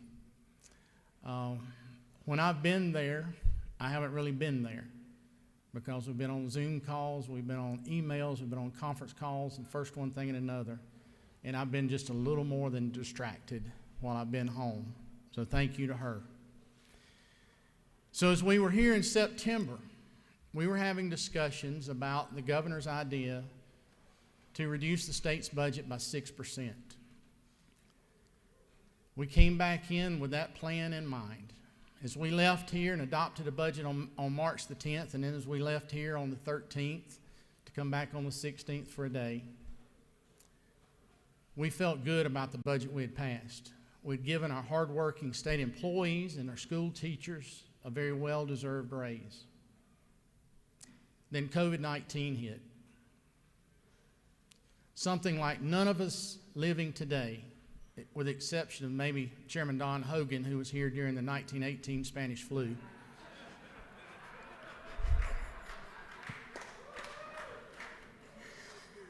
Nothing like this have we ever seen in our lifetimes. We lived through the Great Recession. We saw what it did to our state's economy, to our nation's economy, to the world's economy. But it was spread over a period of 3 or 4 or 5 years. What we've seen happen to us now happened in 1 quarter. I hope it is a V instead of a U or a trough. And I have much optimism to think that it's going to be a V. Georgia continues to outperform the nation in our retail sales and credit card transactions. Matter of fact, we are doing about twice as well as the rest of the nation. But we're still short.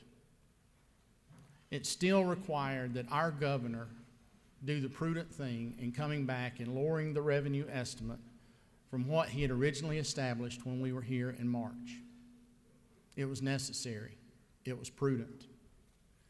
Thankfully, through the time of the last 7 or 8 or 9 years of recovery from the Great Recession, we have had the ability to restore and build upon our rainy day fund here in the state of Georgia. We've done so to the point of about $2.8 billion.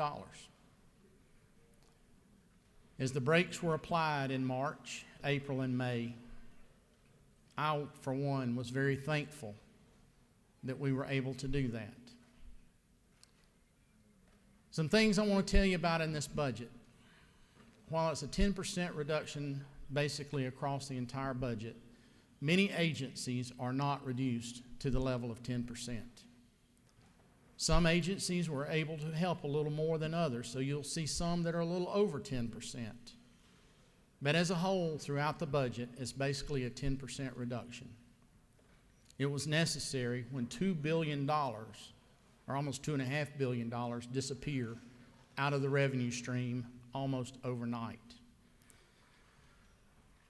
Within the budget and the revenue estimate that the governor gave us as a revised revenue estimate on Monday, he is recognizing funds from the RSR of about $250 million.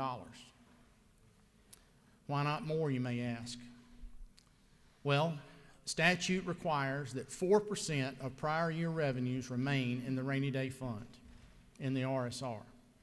It also requires that 1% be set aside as well for the midterm K-12 adjustment. So that's 5% of prior year revenues that have to be left in the RSR and cannot be touched, cannot be appropriated. They can be touched under the trigger that revenue, once we get into the new fiscal year, they can be touched at that point to pull those funds down if the governor deems it necessary.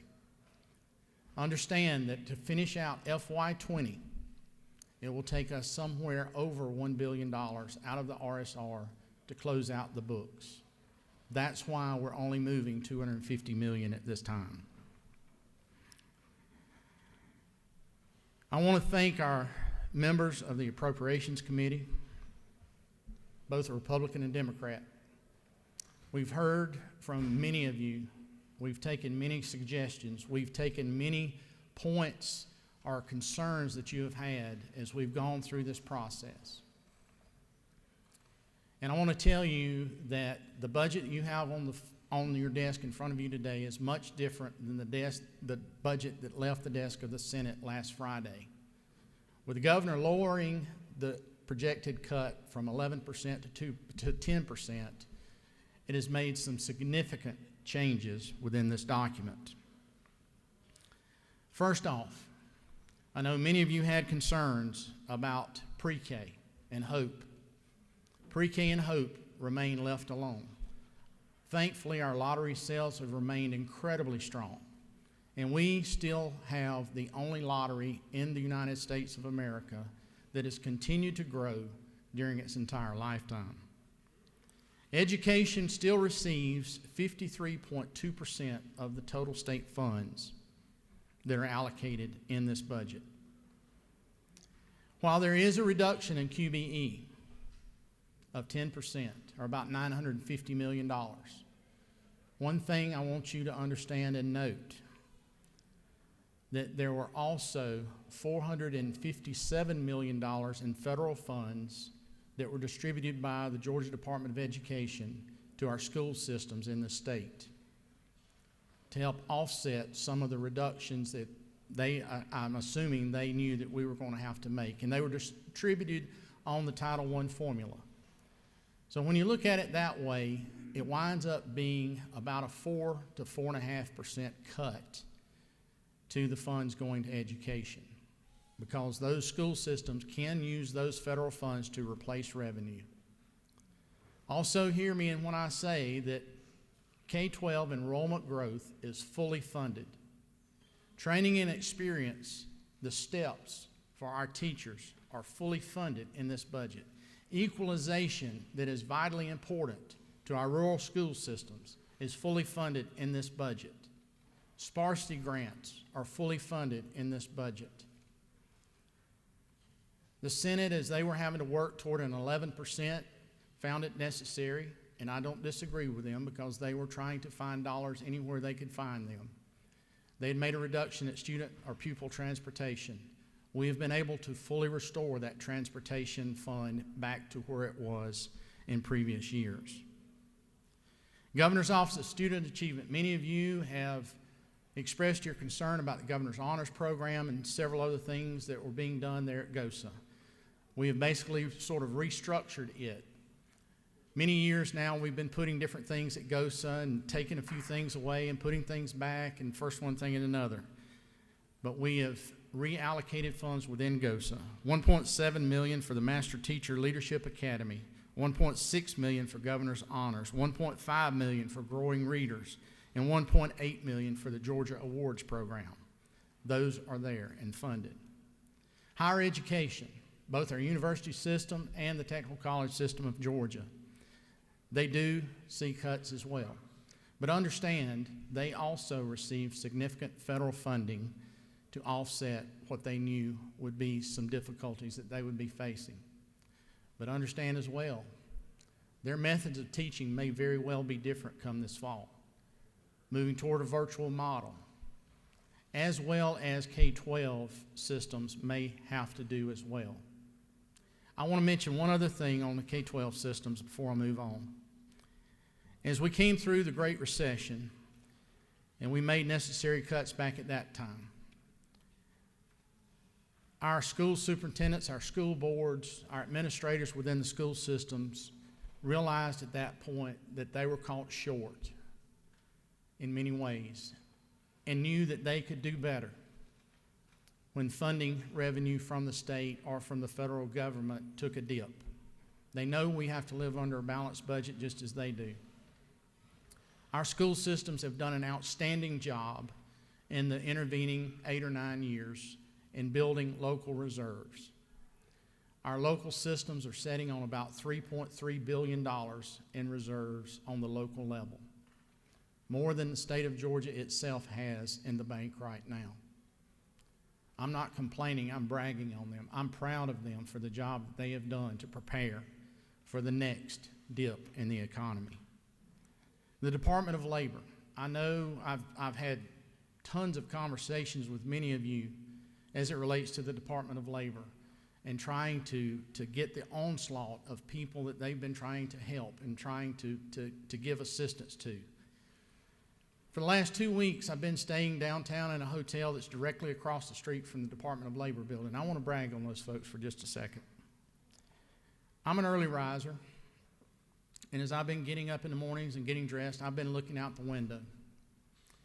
And what startled me last Monday morning a week ago was to see Department of Labor employees leaving the parking lot, walking to the building at 5:45 in the morning.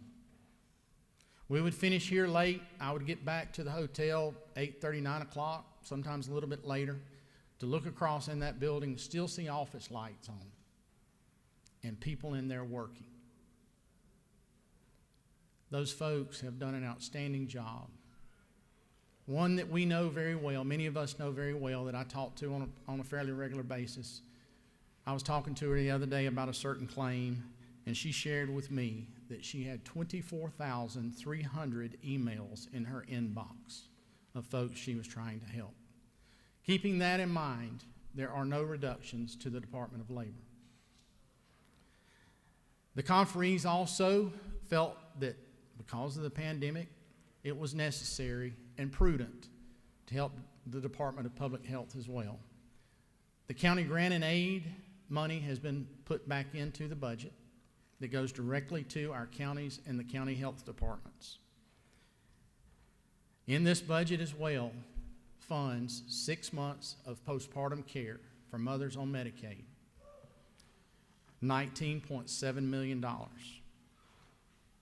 There is also $8 million in new investments for behavioral health core services that increase the capacity across this state for those individuals needing help. $2.5 million in new funds are directed to open 95 crisis beds in the state as well. We know that DBHD is going to face an issue as we come out of this pandemic, and we felt that it was necessary to make sure that they were equipped to handle that. Also, there's enough money in there today now to go back to the House position of 100 now in comp waivers for those with disabilities across this state. Addiction services, another thing that DBHDD has to deal with. We've heard from many of you talking about the addiction recovery centers and stressing a little bit about those potentially having to close. The $3.6 million proposed reduction there has been wiped out, and they have been restored. Many, many things within this budget to be proud of. Many, many things in this budget to vote yes on. As the governor gave us his revised revenue estimate, he included in it something that he felt was necessary, and we certainly agreed to. And that was $15 million additional dollars to the Criminal Justice Coordinating Council to help further law enforcement training and understanding how to de-escalate events. If you'll remember, in FY17, we also started a program at GIPSTIC, the Georgia Public Safety Training Center down in Forsyth, Georgia. $2.1 million since then has been spent to add a class on de-escalation. And those since 2017 on have received that as their base schooling. And as those post-certified officers go back for additional training, they also get that schooling as well. Criminal justice also requires a sound and timely processing of evidence. So as you look at GBI, you'll see that those individuals that we need to process rape kits and other evidence, that funding has been restored as well. The proposed original reductions to the accountability courts have been restored to funding as well too. You know, personal services is government's largest expense. And when faced with reductions of historical magnitude, the budget options had to contemplate reductions in force and in furloughs. However, House Bill 793, hear me well, House Bill 793 does not contemplate any furloughs. Let me say it again. House Bill 793 does not contemplate any furloughs. Many were proposed, and truly, honestly, the difference of 1% from 11% to 10%, we were able to eliminate any and all furloughs within this budget. We've consistently asked our state workforce to do more with less, especially during the Great Recession and the time after it. And technology has certainly helped.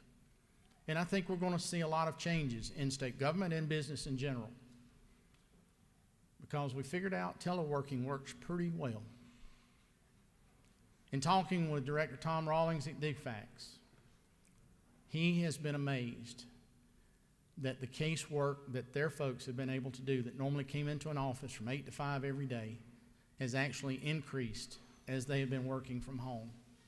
There's less distractions, more time to focus on what they're doing. To our state employees who were stressed about the potential, tripped on that one, the potential for furloughs, we're sorry that you had to go through that stress. We understand that. Any of us that have worked for an employer understand when downsizing or furloughs or whatever are being talked about, it's very stressful.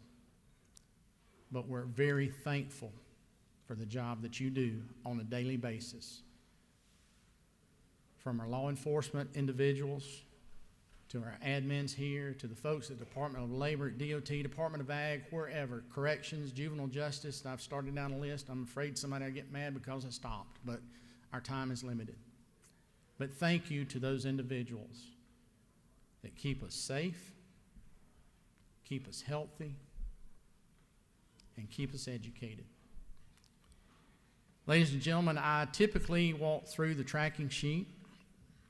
I brought a case of water just in case you want to. But there are 2,035 lines that show up as differences within the House version of this budget. I don't figure you want to stay here and listen to me talk that long. Mr. Speaker, I'm glad to answer a few questions. This budget has been on everyone's desk for a little over 24 hours now. I think we've had time to look at it. I know we've had time to ask questions because our office has been fielding questions. I saw Melody with the Senate Budget Office a few minutes ago. She said she'd been answering some of your questions from House members. I hope we have answered your questions. I hope you understand what you have in front of you. It's tough to cut 10%. There's nothing easy about cutting 10% out of a budget.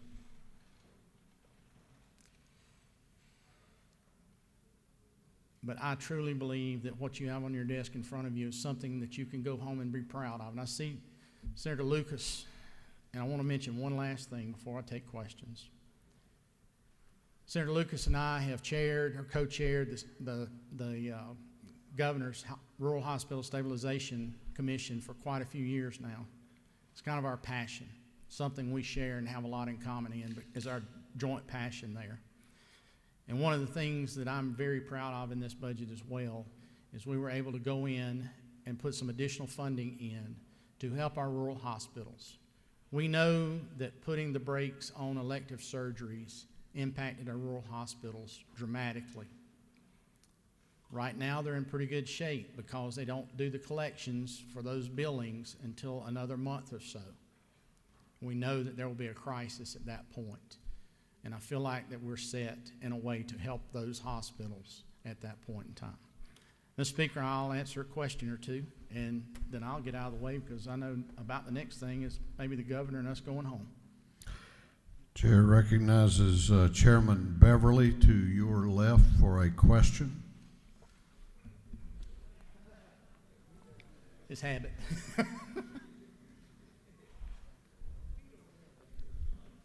Does the gentleman yield? Yes, sir. Is it not true that I have a tremendous amount of respect for you? I think that you are a fantastic legislator. I say, is it not true that I have a tremendous amount of respect for you, that you are a fantastic legislator? Thank you. A great chairman, and that your staff is above reproach. Is it further not true, and here's the heart of the question, that this budget does not contemplate cutting corporate loopholes around that could generate approximately $500 million where we wouldn't have to actually cut anything. That we can leverage, it's not true that this budget does not contemplate. The question is it not true that this budget did not contemplate cutting corporate tax credits across the board? Well, thank you for that question, and no, it does not, and here's why. Even if we did a rollback on those today, the impact would still be next year, would still be at the earliest 6 months, whether it be looking at tax credits that we use and have used to make Georgia the #1 state in the country to do business in. And take it another step further, looking at tobacco funds. I know there's been a lot of discussion about tobacco taxes here. Even if that had been contemplated in it, we would not be able, or even if that had passed, we would not be able to recognize it until at least January of next year. Understand, we have a guardrail to work within, and that guardrail to work within is what the governor sets as the revenue estimate. Had he included that in there, and that bill stalled or failed or stopped or whatever and didn't make it across the finish line to make it to his desk, and he had included $200 million is the number I've seen on tobacco. Had he included that in his revenue estimate, and we got back here in January, it would make our job in the amended budget much, much worse. Because what happens at that point, if you've come up short because some of those things didn't pass, then at that point, contracts have been issued for K-12 school systems. They've been issued at Regents and at Technical College System for instruction. You've taken effectively 53.2% of the budget off the table to be able to work within, to be able to balance the rest of the budget, leaving roughly 46, 47% of the remainder, which are DBH, DD, DPH, DCH, DJJ, DOC, public safety, all those different entities that then, if we had looked at, say, a 5% cut instead of a 10% cut today, coming back then and knowing that those measures didn't pass, that money was gone, it was never there to begin with, then those reductions to those other agencies I just mentioned would probably be somewhere between 10 or 12% above the 5% that we would have theoretically based it on. So I would tell you, that's a whole nother discussion outside of the budget, but I would tell you that the revenue estimate we have in front of us is a prudent revenue estimate in the way that it was calculated and what were the things that were anticipated in it. Should some of that had moved, then we would have been in a better shape come January, potentially.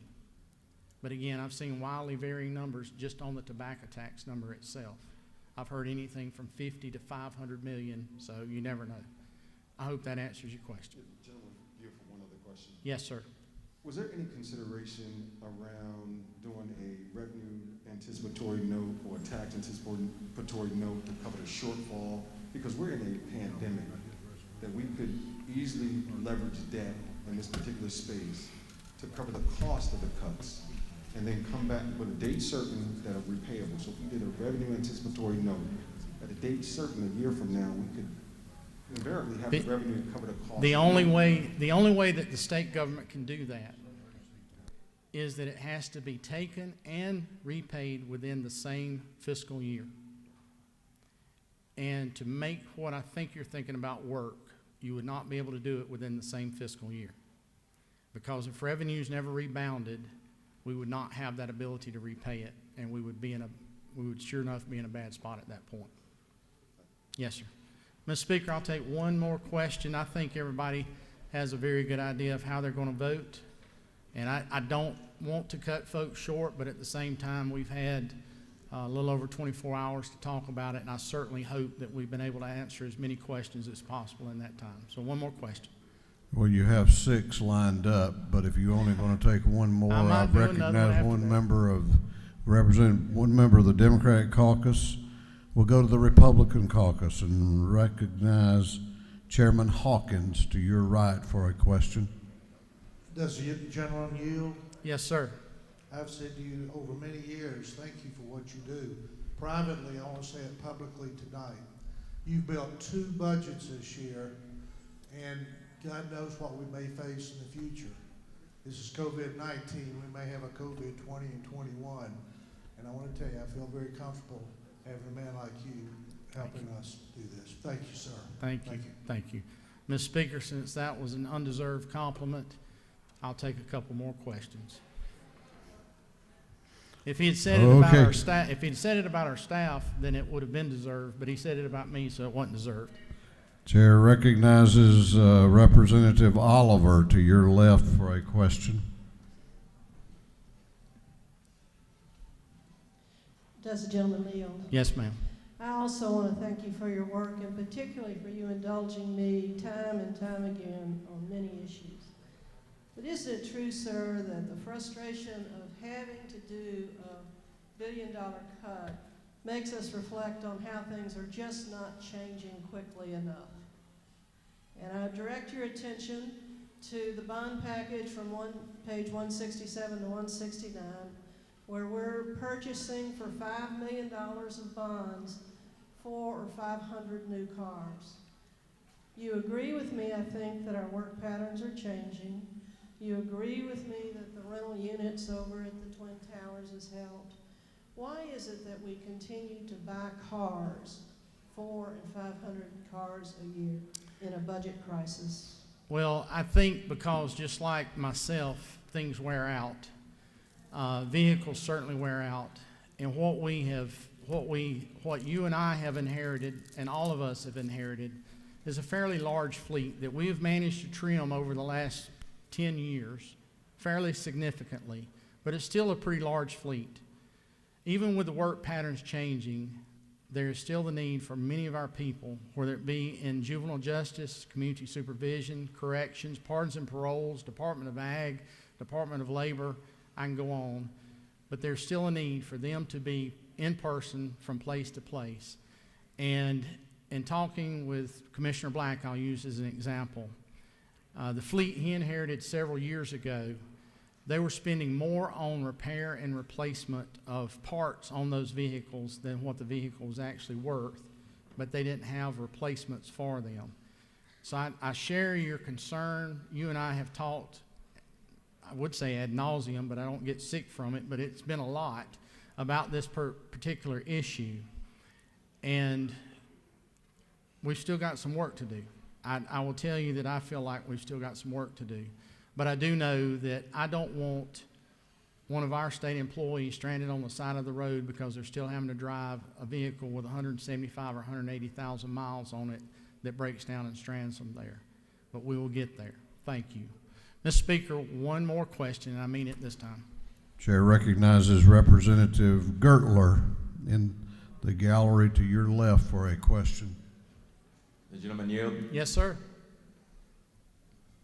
Is it not true that we've asked these departments, like our law enforcement, our education department, to make cuts, yet conveniently we have still fully funded the One Georgia Authority, which is not the proper role of government to interfere in free markets? Is it not true that that's really a slap in the face to the taxpayers and the economy in Georgia when we have a budget crisis? We're funding subsidies that are not conservative, not the proper role of government.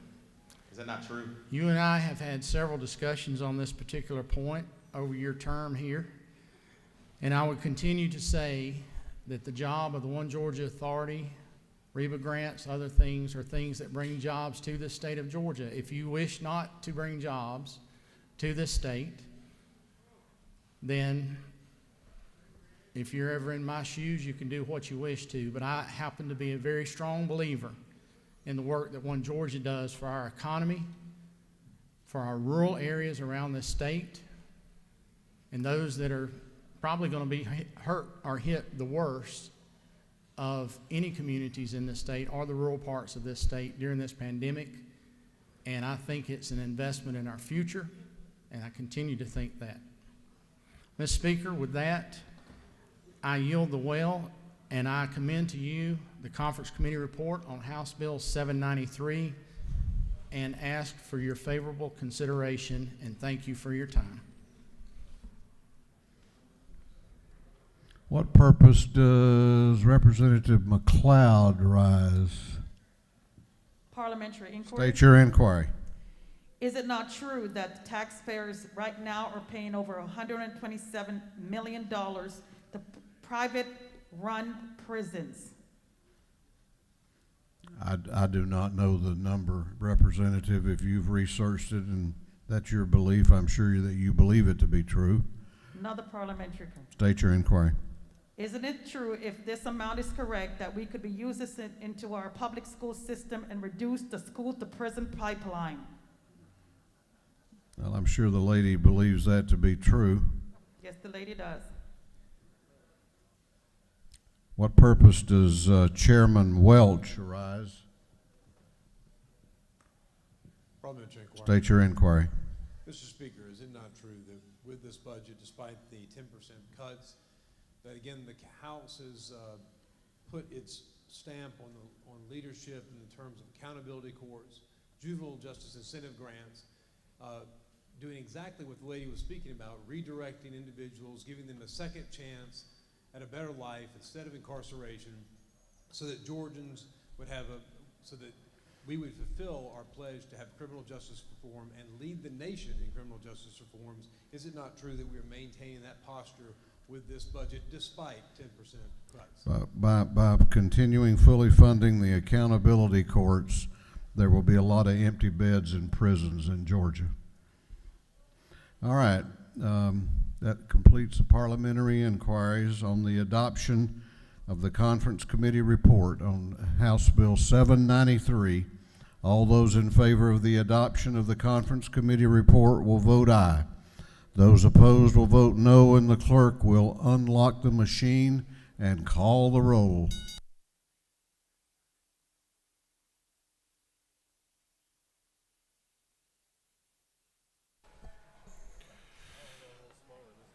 Alexander, Anulowitz, Barr, Barton, Belton, Bennett,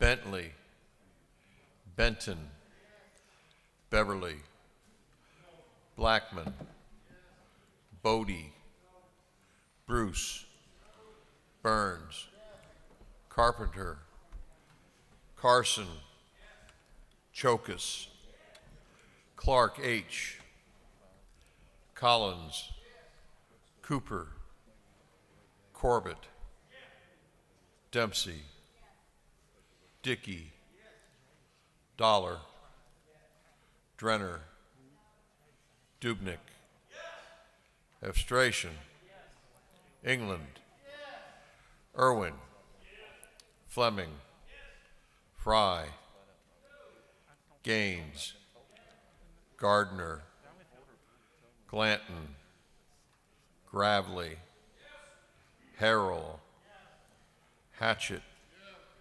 Hawkins, Hitchens, Holcomb, Holmes, Houston, Hughley, Jackson M., Jaspers, Jones J., Kelly, Kendrick, Knight, LaHood, LaRicchia, Lumsden, Martin, Mathiak, McCall, Morris G., Newton, Nix, Oliver, Parrish, Parsons, Petrie, Perkel, Powell, Reeves, Rhodes, Rich, Ridley, Rutledge, Scoggins, Setzler, Silcox, Smith L., Smith R., Smith V., Smyrie, Stevens R., Tankersley, Tanner, Tarvin, Taylor, Thomas E., Trammell, Washburn, Watson, Welch, Werkheiser,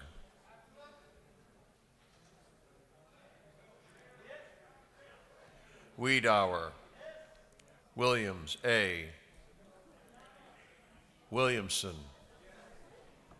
Yurda, Allen, Bazemore, Bernau, Cannon, Carter, Clark D, Clark J, Cook, Davis, Douglas, Dreyer, Donahue, Earhart, Evans, Frazier, Gilligan, Gertler, Henson, Hill, Hogan, Holland, Holly, Hobson, Howard, Hutchinson, Jackson D, Jones S, Jones T, Jones V, Couch, Kennard, Lopez Romero, McLean, McLaurin, McLeod, Meeks, Mitchell, Moore B, Moore C, Morris M, Nelson, Wen, Paris, Prince, Pullen, Robichaux, Saints, Schofield, Scott, Shannon, Sharper, Smith M, Thomas A.M., Turner, Walensky, Wilkerson, Williams M.F., Williams N., Wilson, Beasley Teague, No. Bonner, Buckner, No. Burchett, Caldwell, Yes. Campbell, Yes. Cantrell, Dickerson, Dukes, Gamble, Gilliard, No. Gordon, No. Green, Gullett, Jones, J.B., Yes. Kirby, Yes. Lott, Yes. Mathis, Yes. Metz, Momtahan, Park, Pruitt, Rogers, Singleton, Yes. Stovall, Yes. Williams R, Alexander, Cantrell, Yes.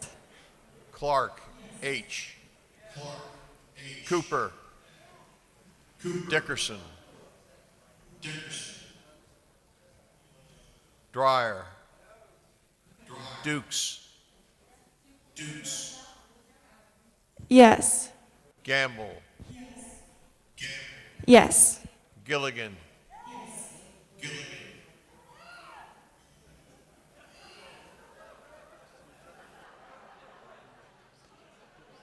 Holcomb, Holly, Jackson M, Metz, Smyrie, Thomas A.M., Turner.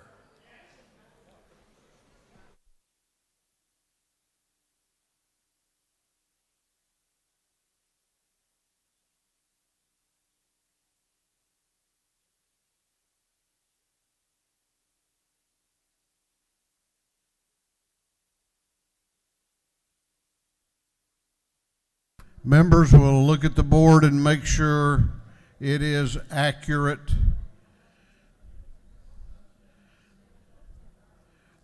I don't know what happened to social distancing.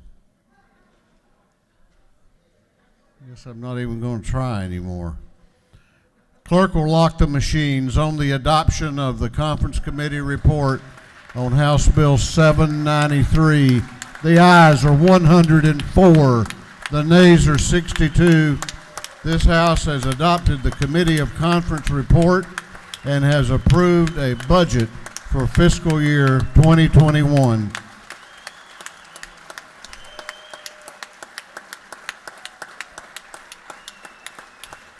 We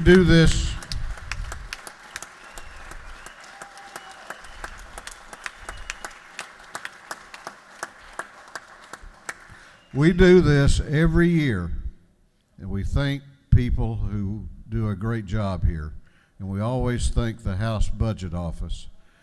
But my goodness, they worked a miracle this year. Let's give Martha Wigton, Christine Murdoch, and her team a great hand.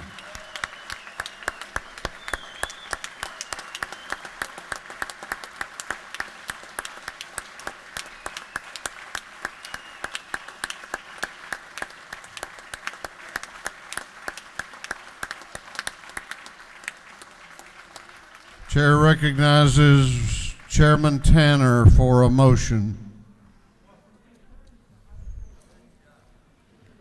Thank you, Mr. Speaker. I move that this House agree to the Senate amendment to Senate Resolution 844. Chairman Tanner has moved that this House agree to the Senate amendment to the House substitute to Senate Resolution 844. The clerk will read the caption. Senate Resolution 844, honoring the life of Deputy Nicholas Blaine Dixon and dedicating a bridge in his memory.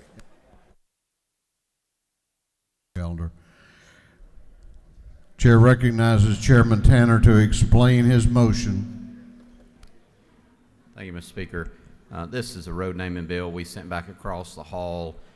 There was an amendment on the Senate floor to a road that was a priority to the Lieutenant Governor and to the Chairman of Transportation in the Senate. They have amended it due to the late hour.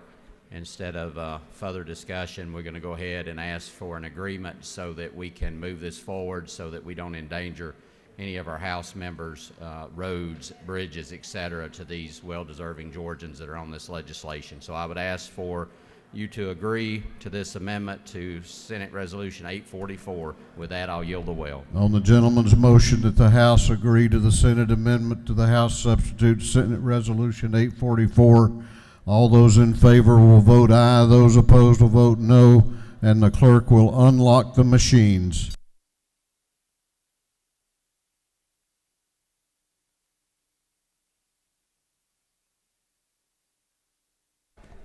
Alexander, Anulowicz, Barr, Barton, Belton, Bennett, Bentley. Mr. Clerk, suspend. We got a little bit more business to do. Now, we can stay here a long time to do it, or we can have order in the House and move it on a lot quicker.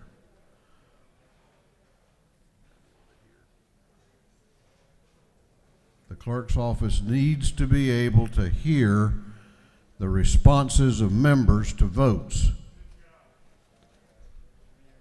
And we're going to insist on there being order. We are not in a sine-die mode yet.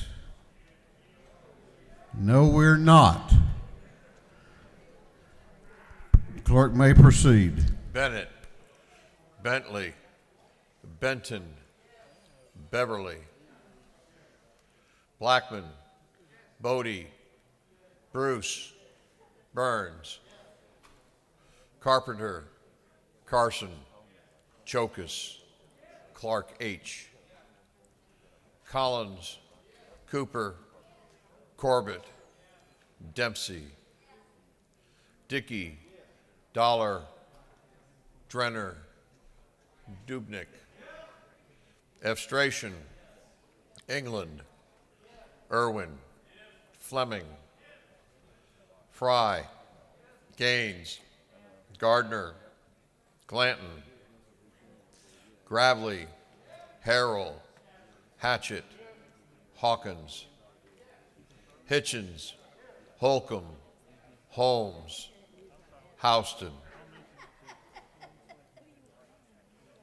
Hughley, Jackson M., Jaspers, Jones J., Kelly, Kendrick, Knight, LaHood, Laricchia, Lumsden, Martin, Matiak, McCall, Morris G., Newton, Nix, Oliver, Parrish, Parsons, Petrie, Perkel, Powell, Reeves, Rhodes, Rich, Ridley, Rutledge, Scoggins, Setzler, Silcox, Smith L., Smith R., Smith V., Smyrie, Stevens R., Tankersley, Tanner, Tarvin, Taylor, Thomas E., Trammell, Washburn, Watson, Welch, Werkheiser, Wiedauer, Williams A., Williamson, Yerda, Allen, Bazemore, Bernau, Cannon, Carter, Clark D., Clark J., Cook, Davis, Douglas, Dreyer, Donahue, Earhart, Evans, Frazier, Gilligan, Gertler, Henson, Hill, Hogan, Holland, Holly, Hobson, Howard, Hutchinson, Jackson D., Jones S., Jones T., Jones V., Couch, Kennard,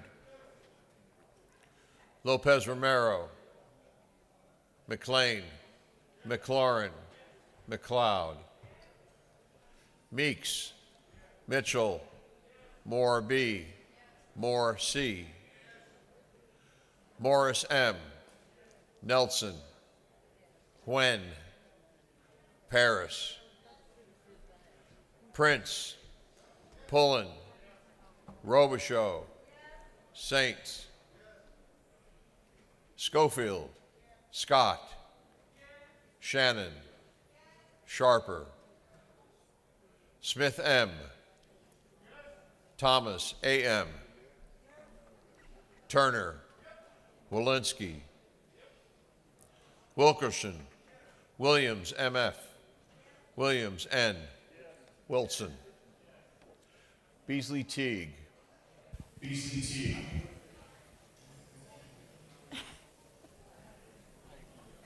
Bonner, Buckner, Yes. Burchett, Caldwell, Yes. Campbell, Yes. Cantrell, Yes. Dickerson, Dukes, Yes. Gamble. Gilliard. Yes. Gordon. Yes. Green. Yes. Gullett. Jones, JB. Yes. Kirby. Yes. Lott. Mathis. Metz. Yes. Yes. Montahan. Park. Pruitt. Rogers. Singleton. Yes. Stovall. Yes. Williams, R. Anulowitz.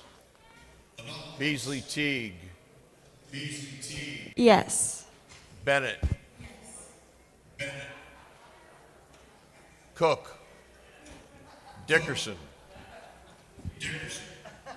Douglas. Frazier. Gertler. Holland. Holly. Houston. Jackson D. Jackson M. Lopez Romero. Nelson. Rich. Williams A. Williamson. Members will look at the board and be sure it is accurate. Clerk will lock the machine on the gentleman's motion that this House agree to the Senate amendment to the House substitute to Senate Resolution 844. The ayes are 162, the nays are 0. This House has agreed. Chair recognizes Chairman Hitchens for a motion.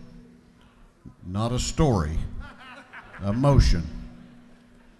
I make a motion that the House agree to the Senate amendment to House Bill 819. Chairman Hitchens has moved that this House agree to the Senate amendment to House Bill 819. The clerk will read the caption. House Bill 819 to be entitled an act to amend Article 2 of Chapter 5 of Title 40 of the Official Code of Georgia annotated relating to issuance, expiration, and renewal of licenses.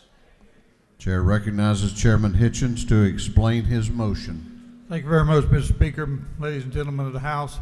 You probably remember about 3 months ago I brought House Bill 819 here, and it's a special bill to me. It's all about honor and integrity and remembrance. Representative Park brought this bill to me. It wasn't my bill, but because he knew that I was a Marine Vietnam veteran, he thought it was best that I handle it. It's a bipartisan bill. There are 2 Republicans signed on here and 4 Democrats. Senator Ed Harbison, who's also a Marine Vietnam veteran, carried this bill over in the Senate. But what it provides for is that a naturalized citizen of the United States, who's also a citizen of Georgia, who served in the military of another country who was allied with the United States, would be entitled to receive a veteran's license. In specificity, there are about 50 Koreans that live up in Gwinnett County that fit this criteria, and I've been able to go up there and meet with them and made a lot of new friends, and they're great people, and this is a matter of honor to them, and they really seek this. It went through every committee without opposition, and I was shocked yesterday when I went over and they voted on it in the Senate chamber. An amendment was attached to it. And I really don't have much problem with the amendment personally, but I was shocked when I found out later that it passed both houses 3 years ago when it was vetoed by the governor. Now there's a different governor now, but this is a simple amendment. What it does is it prohibits law enforcement officers from taking possession of vehicles that don't have license plates on them or who haven't paid their yearly tax on their vehicle. And I have no issue with that. I certainly We'll answer any questions. If there are no questions, I'll yield the will. I do not see a single question from here to Pooler. Oh, wait a minute, you do have one too. I'm sorry. Who is that? No, they waved. They waved. Okay. On the gentleman's motion that the House agree to the Senate amendment to House Bill 819, all those in favor will vote aye. Those opposed will vote no, and the clerk will unlock the machines and call the roll.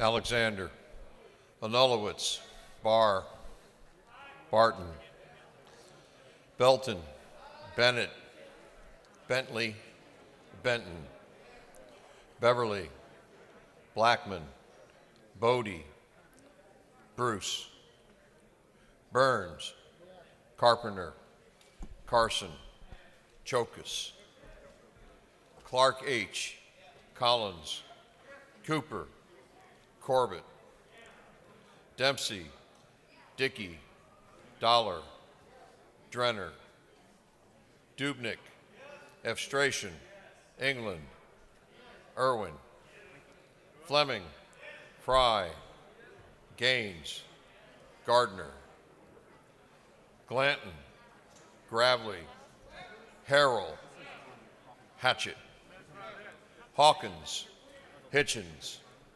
Holcomb, Holmes, Houston, Hughley, Jackson M., Jaspers, Jones J., Kelly, Kendrick, Knight, LaHood, LaRicchia, Lumsden, Martin, Mathiak, McCall, Morris G., Newton,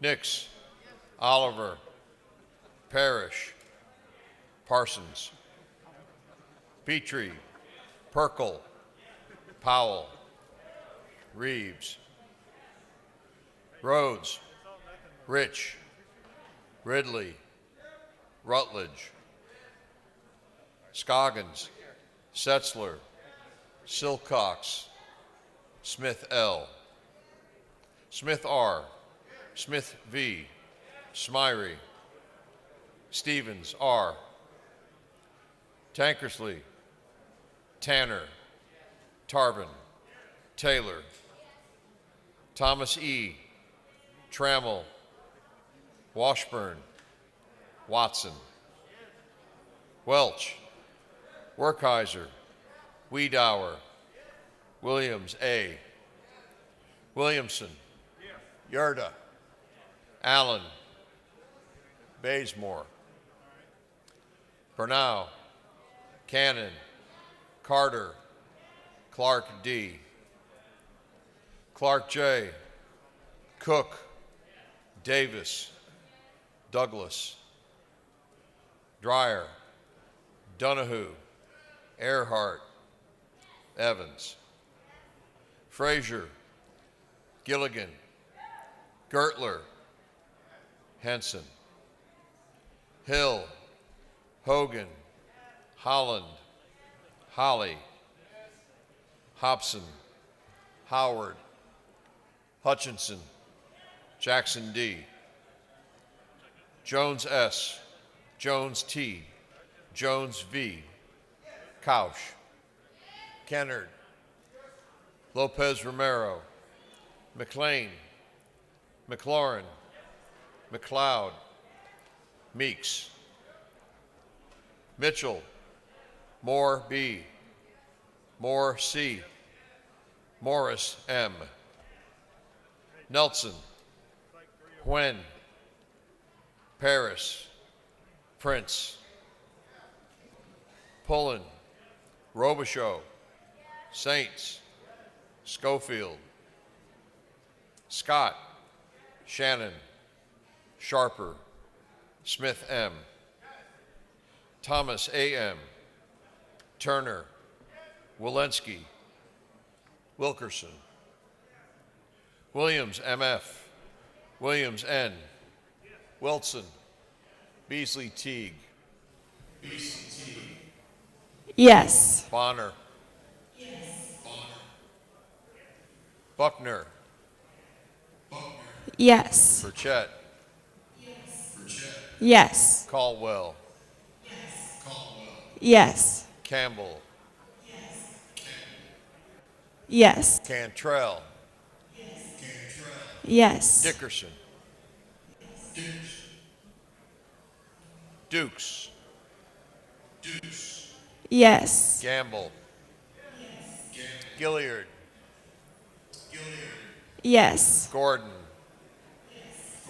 Yes. Green. Yes. Gullett.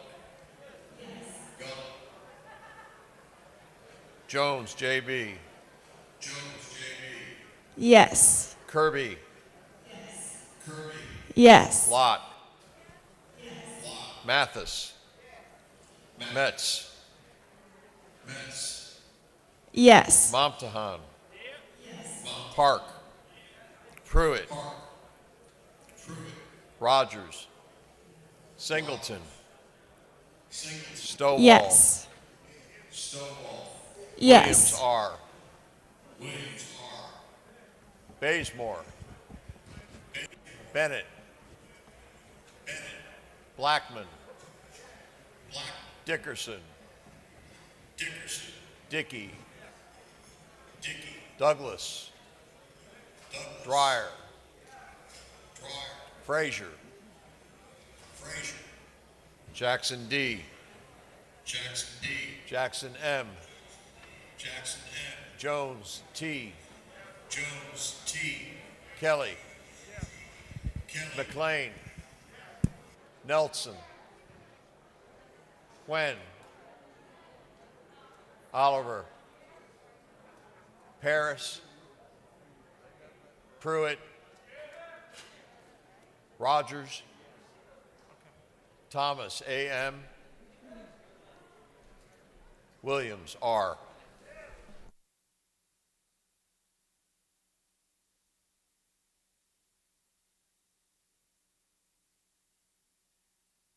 Members will look at the board. Clerk will lock the machines. On the motion, the ayes are 160, the nays are 0. This House has agreed to the Senate amendment to House Bill 819. Chair recognizes Representative Momdahan for a motion. Thank you, Mr. Speaker. I move that this House agree to the Senate substitute for House Bill 463. Representative Momdahan has moved that this House agree to the Senate substitute to House Bill 463.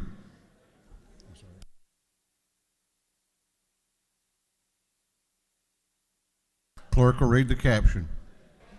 House Bill 463 to be entitled an act to amend Title 40 of the Official Code of Georgia annotated relating motor vehicles and traffic so as to provide for the issuance of a Class C driver's license to operators of certain three-wheeled motor vehicles. Chair recognizes Representative Momdahan to present his motion.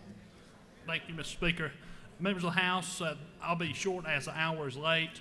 This bill does three things, and the changes are as such. It creates a reciprocal driver's license that is sanctioned by the Georgia Department of Economic Development.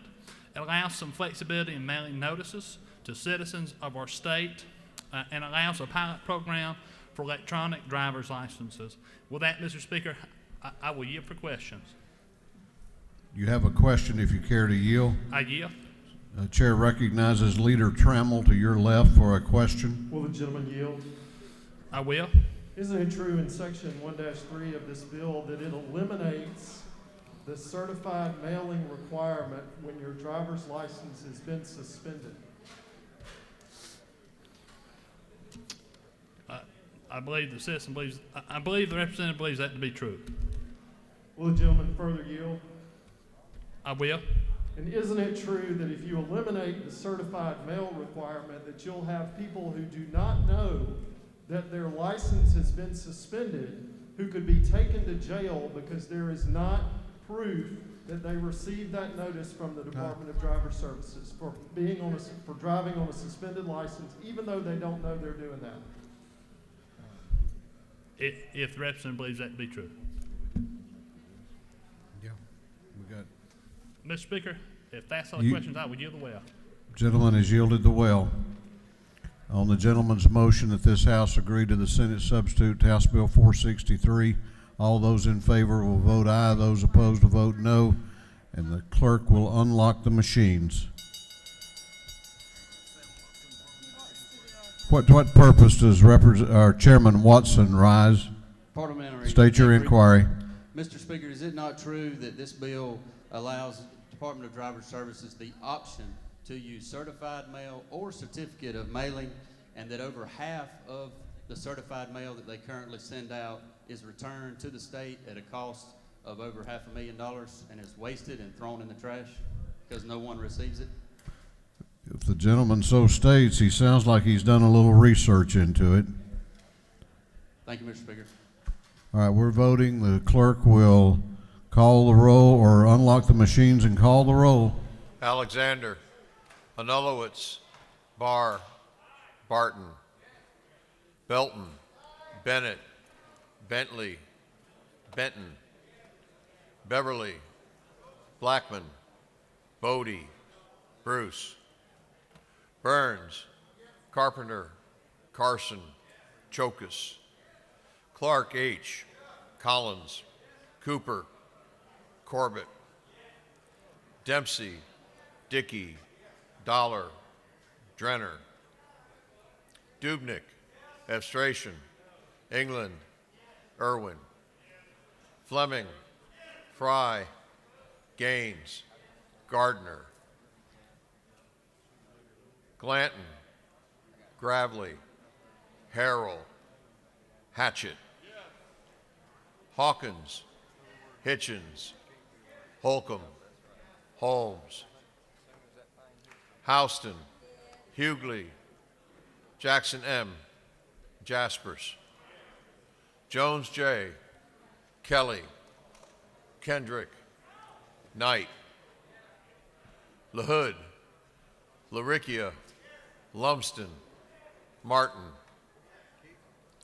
Mathiak, McCall, Morris G., Newton, Nix, Oliver, Parrish, Parsons, Petrie, Perkel, Powell, Reeves, Rhodes, Rich, Ridley, Rutledge, Scoggins, Setzler, Silcox, Smith L., Smith R., Smith V., Smyrie, Stevens R., Tankersley, Tanner, Tarvin, Taylor, Thomas E., Trammell, Washburn, Watson, Welch, Werkheiser, Wiedauer, Williams A., Williamson, Yerda, Allen, Bazemore, Bernau, Cannon, Carter, Clark D., Clark J., Cook, Davis, Douglas, Dreyer, Donahue, Earhart, Evans, Frazier, Gilligan, Gertler, Henson, Hill, Hogan, Holland, Holly,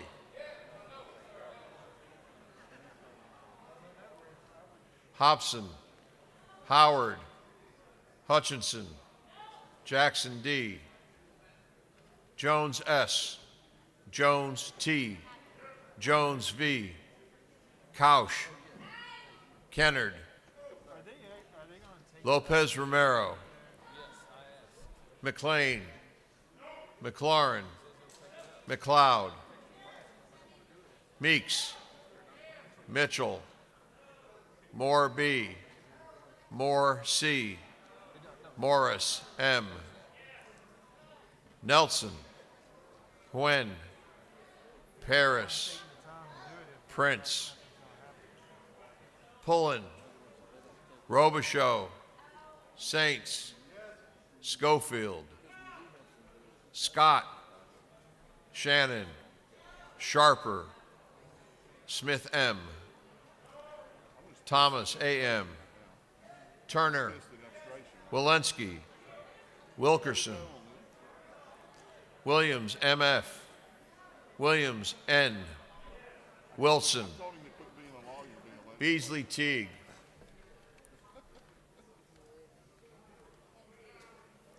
Bonner, Buckner, Burchett, Yes. Caldwell, Yes. Yes. Campbell, Cantrell, Yes. Dickerson, Dukes, Gamble, Gilliard, Gordon, Yes. Green, No.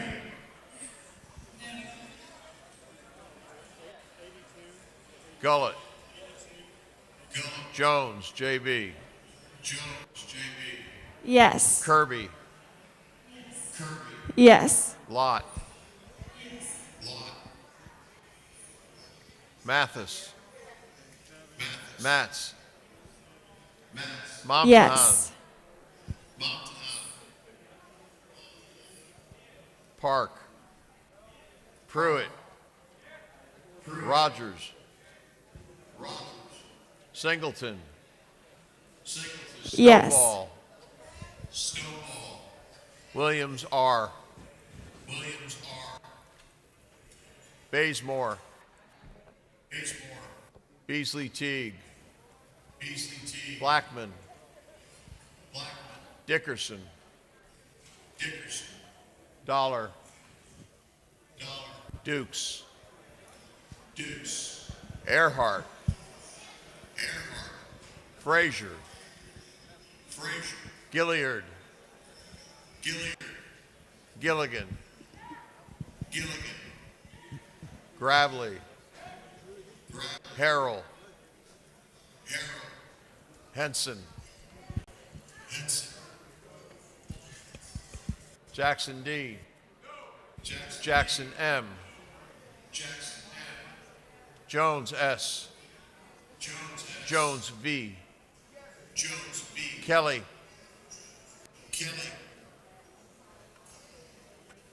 LaHood, Nelson, Prince, Pullen, Scott, Sharper, Williams R, Williamson,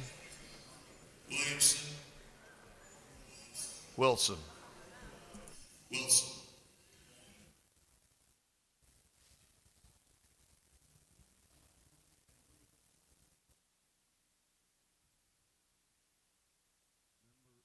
Members will look at the board. Clerk will lock the machine. On the motion, the ayes are 95, the nays are 55. This House has agreed to the Senate substitute to House Bill 463. Back to the rules calendar. Clerk will read the caption to Senate Bill 104.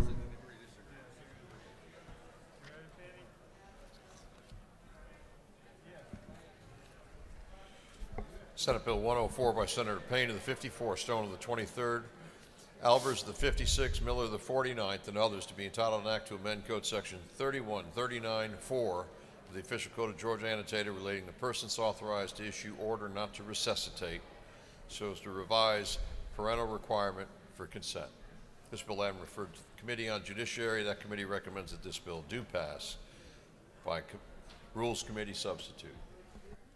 Chair recognizes Chairman Houston to present the bill. Thank Thank you. You have all voted on this bill before, every section of it. It's for nonprofit health clinics, volunteer health clinics, organ donors, food banks, and food banks. There are 4 things. I think I named 4. You've all voted unanimous for all of them, and I appreciate your support. It's to make them nonprofit. Thank you. Any questions? Thank you. I do not see any questions.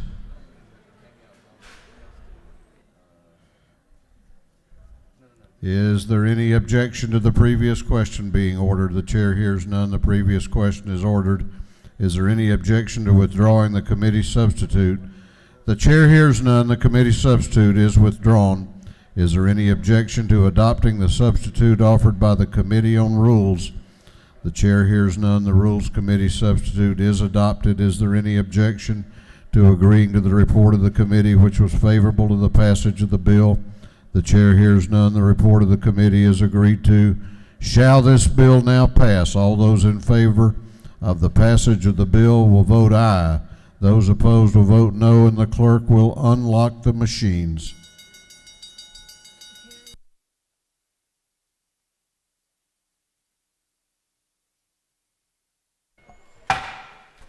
Okay. Once again, we need to allow the clerk's office to be able to hear the votes of members. Please keep your conversations to a whisper. Clerk may proceed.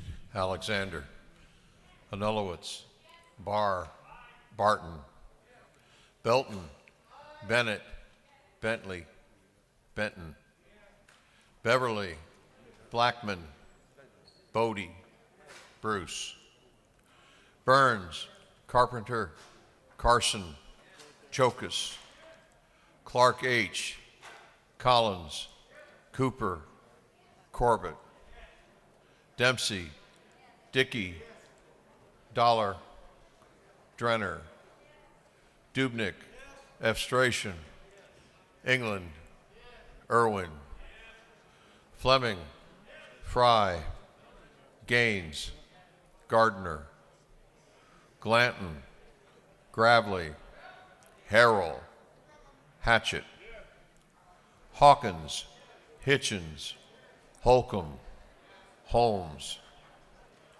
Houston, Hughley, Jackson M., Jaspers, Jones J., Kelly, Kendrick, Knight,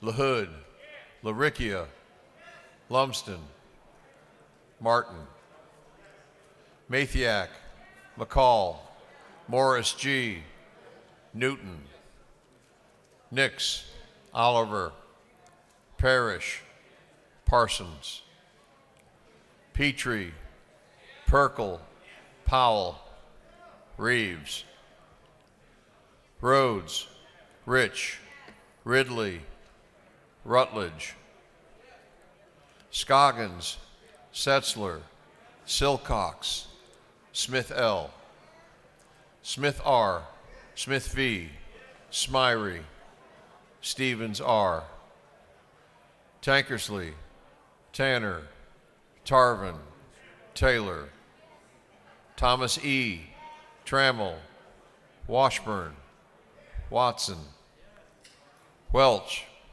Werkheiser, Wiedauer, Williams A., Williamson, Yerda, Allen, Bazemore, Bernau, Cannon, Carter, Clark D., Clark J., Cook, Davis, Douglas, Dreyer, Donahue, Earhart, Evans, Frazier, Gilligan, Gertler, Henson, Hill, Hogan, Holland, Holly, Hobson, Howard, Hutchinson, Jackson D. Jones S. Jones T. Jones V. Couch. Kennard. Lopez Romero. McLean. McLaurin. McLeod. Meeks. Mitchell. Moore B.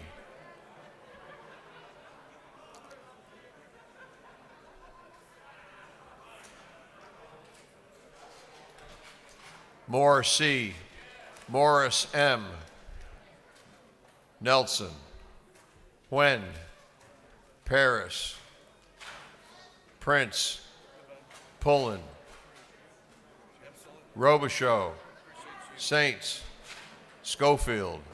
Scott. Shannon. Sharper. Smith M. Thomas A.M. Turner. Walensky. Wilkerson. Williams M.F. Williams N. Wilson.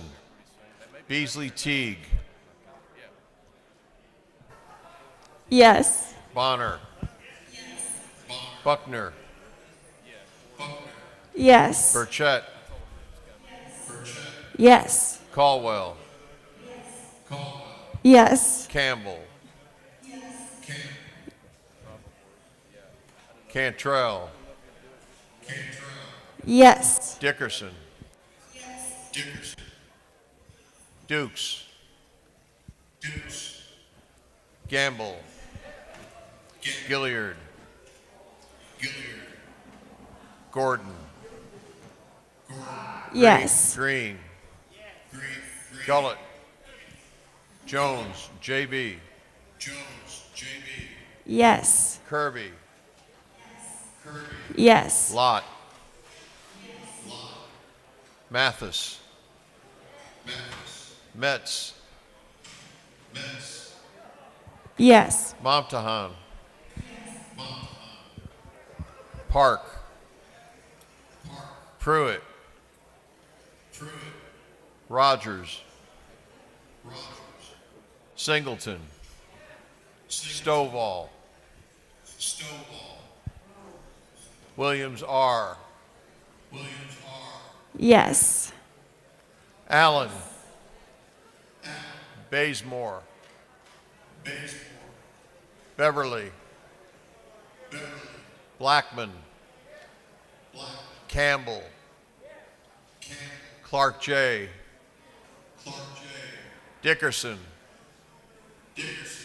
Dollar. Dukes. Donahue. Frazier. Fry. Gilliard. Yes. Gilligan. Harrell. Jackson D. Jackson M. Jones J. Jones S. Jones T. Jones V. Lumsden.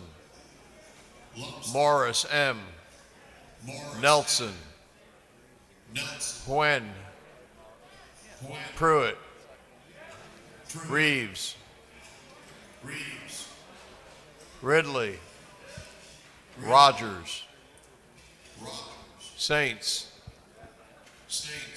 Schofield. Scott.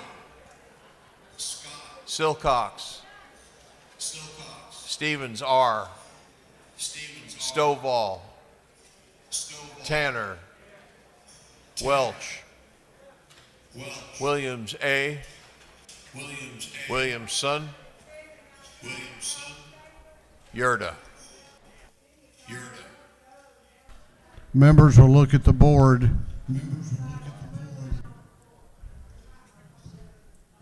What purpose does Representative Gilligan rise? Parliamentary inquiry. State your inquiry. May I confirm that we are voting on the LC 431702S, sir? Where's the author of the bill?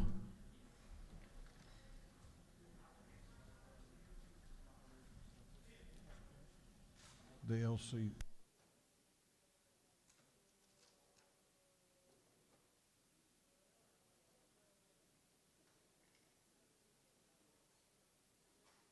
We are voting on LC 43-1702S. Thank you, Mr. Speaker. May I change or may I register a yes vote then, sir? You have that right? I think that was all the questions or parliamentary inquiries. Clerk will lock the machines. On the passage of Senate Bill 104, the ayes are 149, the nays are 0. This measure, having received the requisite constitutional majority, is therefore passed. Now, we're about to have a visit from the governor of Georgia, but before he comes in, I got a little housekeeping note, and I mean housekeeping literally. As all of you know, this session has been different from most in many, many ways, and fittingly, it will end tonight in a different way. In an attempt to keep any additional personnel out of the building due to COVID-19 concerns, we do not have the small army of custodians coming through the chamber this evening. So, I want you to listen to me very carefully. Please do not tear up any papers in preparation for adjournment. I know that's a time-honored tradition and a lot of fun, but there's not going to be anyone here to clean it up. And when the time does come to adjourn, please do not throw any papers in the air. Again, there will be no one to pick them up. Also, please clean out your desk as you exit tonight. So I want to repeat that. I'm going to give you the real easy version. Don't tear papers up. Don't throw them upon adjournment, and clean your desk out as you leave this evening. And I thank you for your cooperation and assistance in keeping the people's house clean. Mr. Doorkeeper. Mr. Speaker, I want to announce the arrival of the Honorable Governor of Georgia, Brian Kemp, and honored guest. Mr. Doorkeeper, please admit the Governor of Georgia and his guest to the chamber of the House.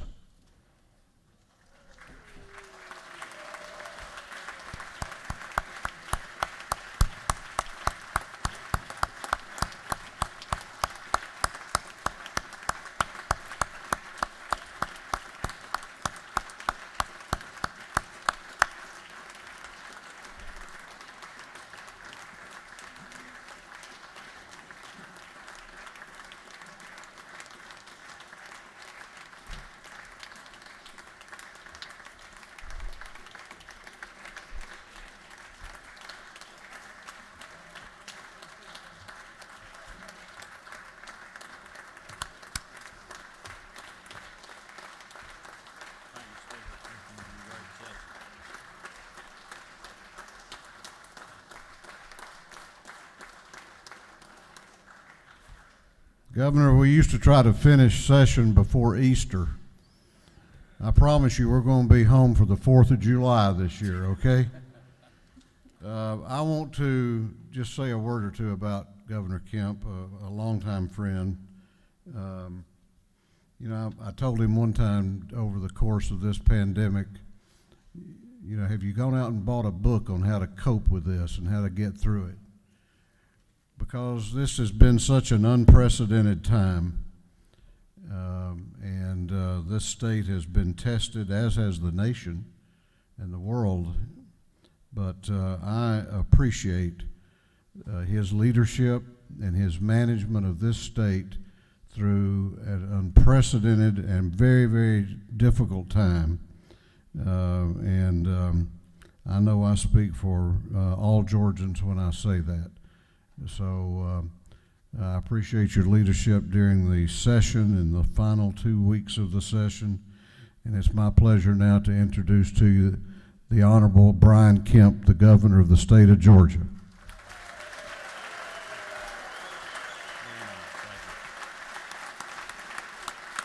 Thank you all. Thank you, Speaker.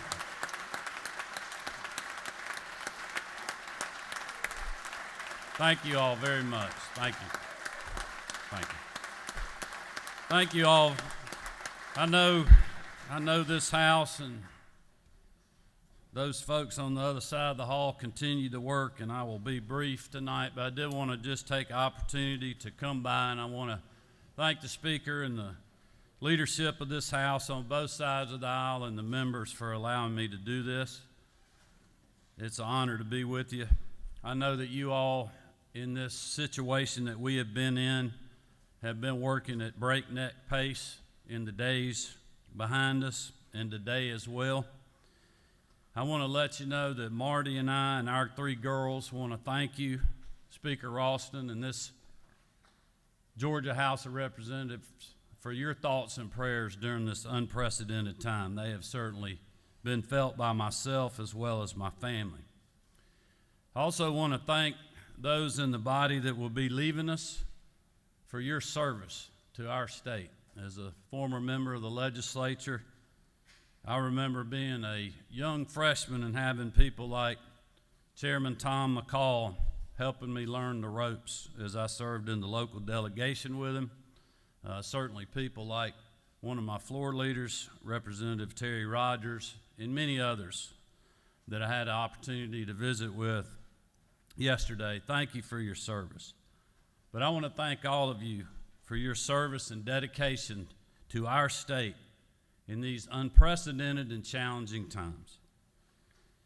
And I want to especially thank you all for your support of the public health state of emergency, an unprecedented act that was taken earlier this year in the fight against COVID-19.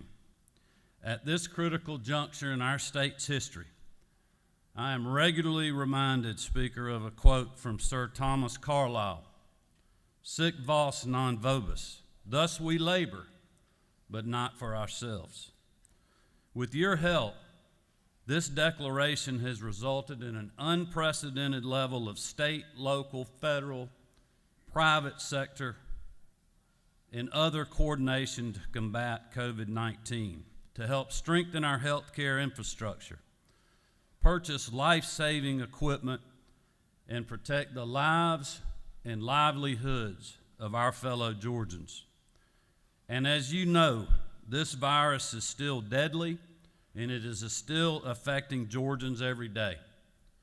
I want to continue to urge and ask you to help me do that, all Georgians to heed the guidelines issued by public health officials and do their part to stop the spread of coronavirus.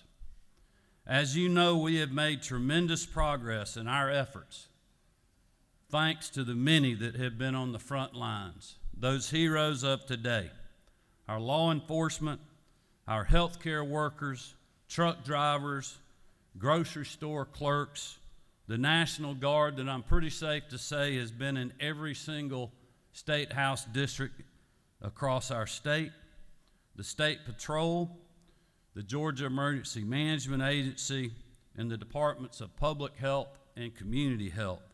Their long hours and selfless service have been inspirational to me, and I know they have been to you as well. On January 16th of this year, I addressed the people of our state in this very chamber. In 2019, we accomplished so much together. Record investments in education, innovation in healthcare, and a renewed commitment to the safety of our citizens. That day, I outlined my vision for 2020, having established a strong foundation for our state. We would continue to build on that success. Unemployment was at record lows, job growth was strong, and our businesses were thriving. No one could have predicted that we would face a worldwide pandemic and grapple with the loss of life of so many Americans in just a short few months. And with this uncertainty, as a nation, we also witness with our own eyes the injustice in the deaths of Ahmaud Arbery and George Floyd. Communities continue to grieve and look for a path forward, one that unites us instead of dividing us. These unprecedented challenges hit all of us very hard, our families and our constituents. And as state leaders, we must continue to stand strong for the people of our state, making tough decisions and doing what is right. And I am thankful that together, at the end of this legislative session, we have managed to do some truly remarkable work in our great state. We've passed a conservative budget that reflects our values, prioritized education, health care, and public safety, while confronting the challenges and the realities that we have before us. I cannot thank Chairman England and Chairman Tillery enough for their leadership in working alongside my team and the many others that Chairman England, I thought, did a wonderful job thanking earlier today to get this budget done. Despite these difficult times and against all odds, we are moving our state forward for the people of Georgia. And I have no doubt that if we keep building together, we will emerge stronger than ever before. Thank you all for your service. Good luck the rest of the evening. Be safe on your travels back home and to your district. Let us know if we can be of service, and God bless you all. Thank you, Speaker.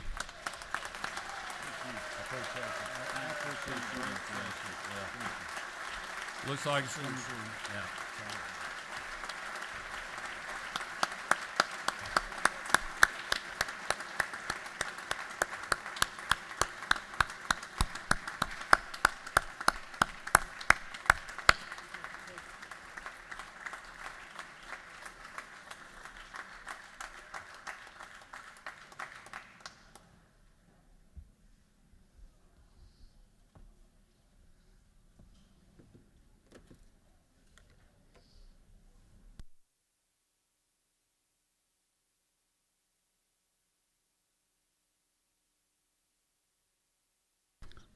Clerk will read the caption to Senate Bill 373.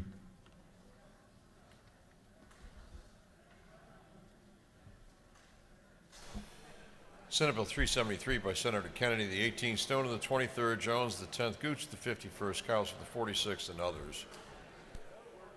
To be entitled an act to amend Article 8 of Chapter 3, Title 14, and Part 6 of Article 4, Chapter 3, Title 46 of the Official Code of Georgia, annotated, relating to directors and officers of nonprofit corporations and directors and officers of electric membership corporations and foreign electric cooperatives, respectively, so as to change provisions relating to the responsibilities and standard of care of directors and officers. This bill having referred to the Committee on Energy, Utilities, and Telecommunications. That committee recommends that this bill do pass. Chair recognizes Chairman Rich to present the bill.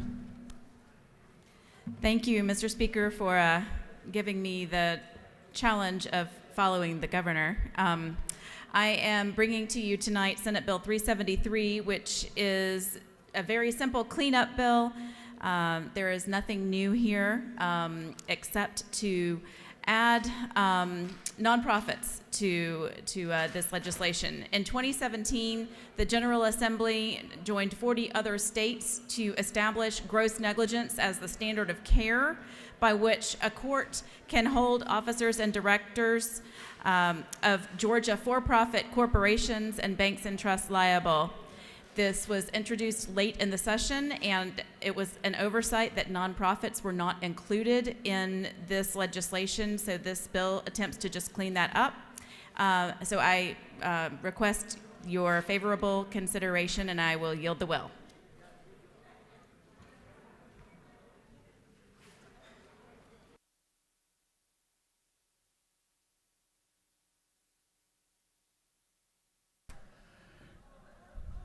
do not think there were any questions.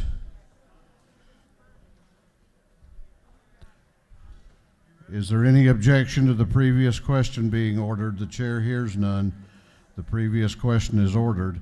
Is there any objection to agreeing to the report of the committee, which was favorable to the passage of the bill? The chair hears none. The report of the committee is agreed to. Shall this bill now pass?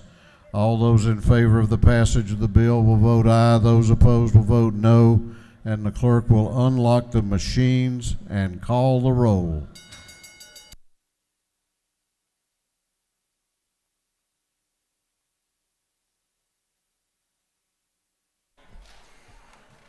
Alexander, Anulowitz, Barr, Barton, Belton, Bennett, Bentley, Benton, Beverly, Blackman, Bodie, Bruce, Burns, Carpenter, Carson, Chokus, Clark H., Collins, Cooper, Corbett, Dempsey, Dickey, Dollar, Drenner, Dubnik, Efstration, England, Irwin, Fleming, Fry, Gaines, Gardner, Glanton, Gravely, Harrell, Hatchett, Hawkins, Hitchens, Holcomb, Holmes, Houston, Hughley, Jackson M., Jaspers, Jones J., Kelly, Kendrick, Knight, LaHood, LaRicchia, Lumsden, Martin, Mathiak, McCall, Morris G., Newton, Nix, Oliver, Parrish, Parsons, Petrie, Perkel, Powell, Reeves, Rhodes, Rich, Ridley, Rutledge, Scoggins, Setzler, Silcox, Smith L., Smith R., Smith V., Smyrie, Stevens R., Tankersley, Tanner, Tarvin, Taylor, Thomas E., Trammell, Washburn,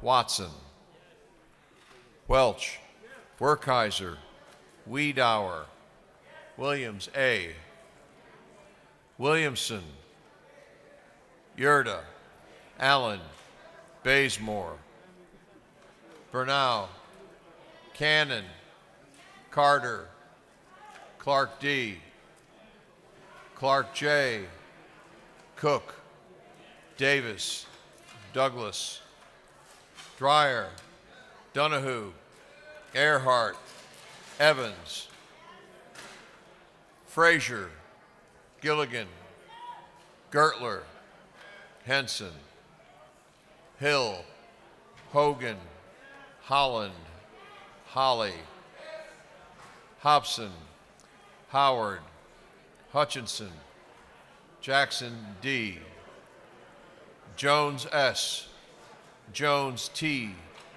Jones V., Couch, Kennard, Lopez Romero, McLean, McLaurin, McLeod, Meeks, Mitchell, Moore B., Moore C., Morris M., Nelson, Huen, Paris, Prince, Pullen, Robichaux, Saints, Schofield, Scott, Shannon, Sharper, Smith M., Thomas A.M., Turner, Walensky, Wilkerson, Williams M.F., Williams N., Wilson, Beasley Teague,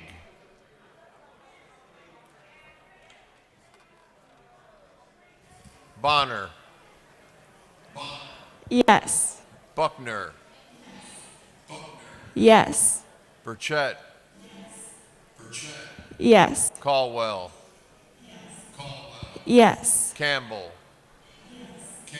Yes. Cantrell. Yes. Dickerson. Dukes. Yes. Gamble. Gilliard. Yes. Gordon. Yes. Green. Yes. Gullett.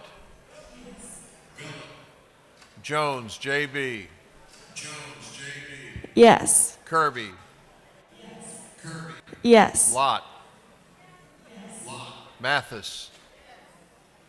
Metz. Momtahan. Park. Pruitt. Rogers. Singleton. Stovall. Yes. Williams R.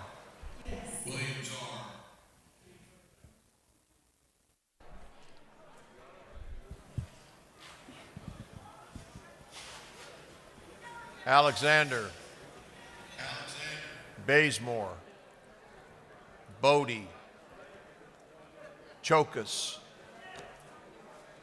Clark H.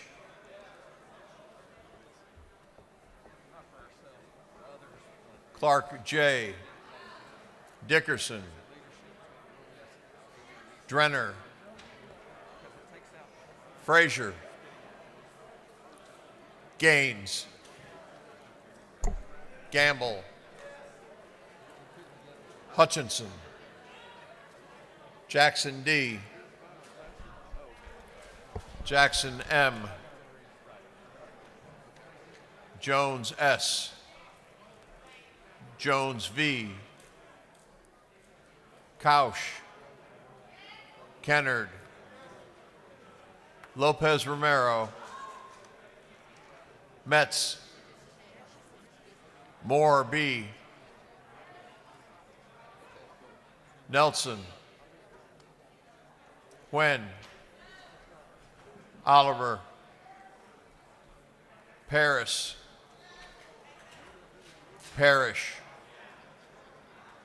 Powell. Prince. Pullen. Reeves. Rich. Rogers. Scott. Sharper. Wilkerson. Williams A. Williams R. Yes.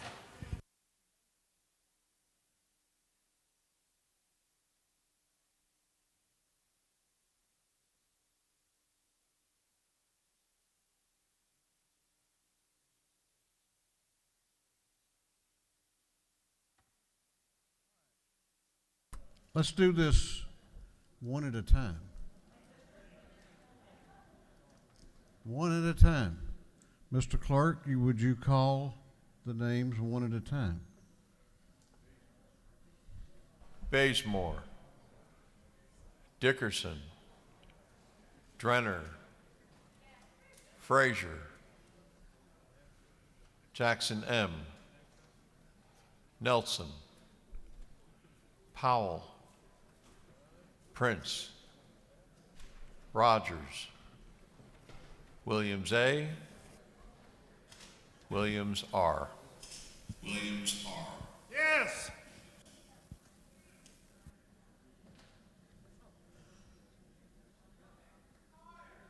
Okay, got Representative Carter. Representative Carter votes no.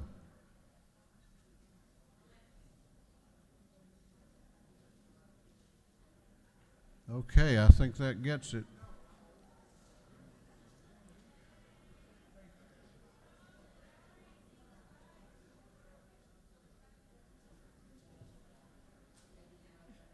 What?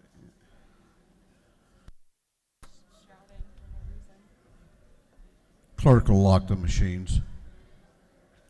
on the passage of Senate Bill 373. The ayes are 145, the nays are 11. This bill, having received the requisite constitutional majority, is therefore passed.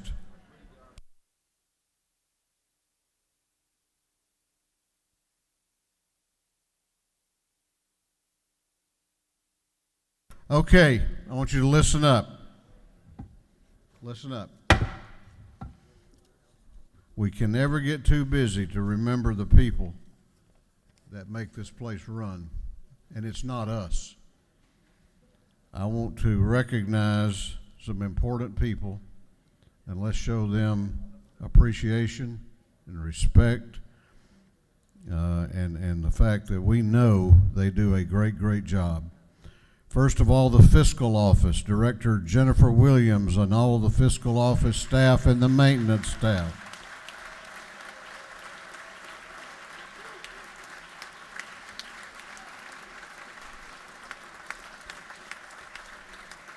The IT Department, Director Gordy Rivers and all of his staff.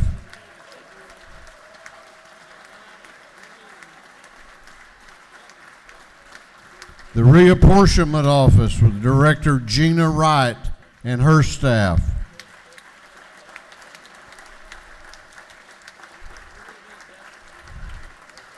Our Human Resource Director, Donald Cronin. Let's say thank you again for a job well done to the House Budget and Research Office Director, Martha Wigden, Deputy Director Christine Murdoch, and all of their staff.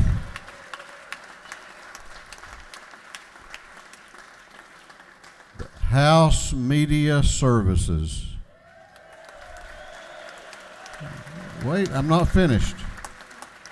Here is the director, Betsy Thoreau. But Betsy wanted me to give a special recognition to her staff. She says that they're all amazing, and she couldn't do what she does if it weren't for them. So the House Media Services staff.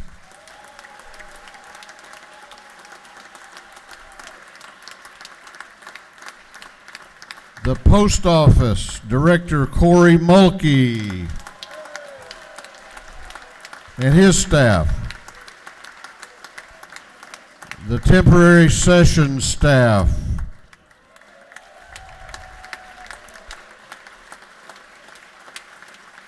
The House interns.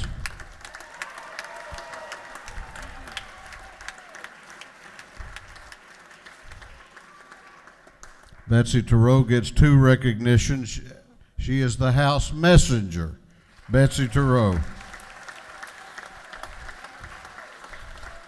And her trusty deputy, Holly Pitcock.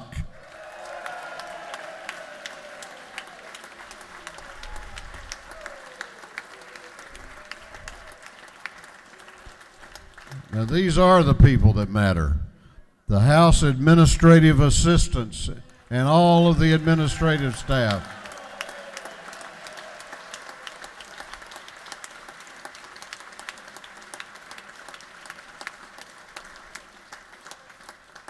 And I want to give a special thanks to the Georgia Bureau of Investigation, the Capitol Police, and the Georgia State Patrol for the security they provide here at this Capitol every session.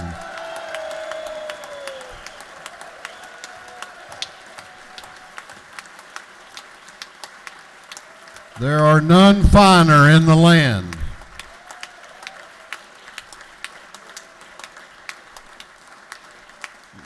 And you know what they've typed up for me to say? Thank you to the Capitol Press Corps, the media.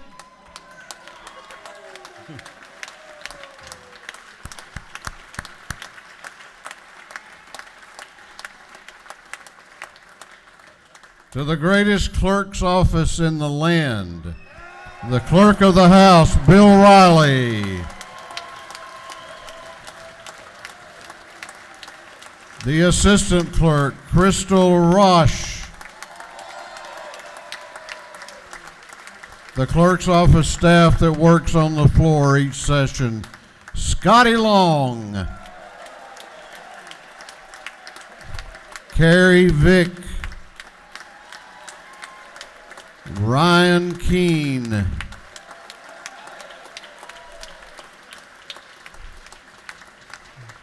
and I've saved some pretty important people for last. The office of the Speaker. She couldn't be here tonight, but I want you to continue to pray for Leisha Johnson and Carl.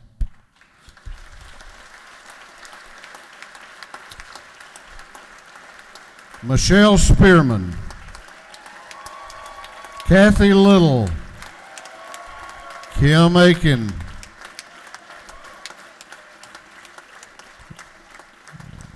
the security for me, which is a big job.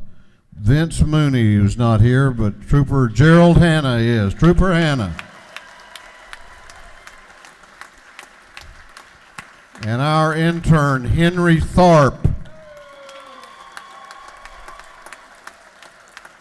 And if you'll allow me a point of personal privilege, there's 4 people that when we went on suspension, I don't think they got a day off.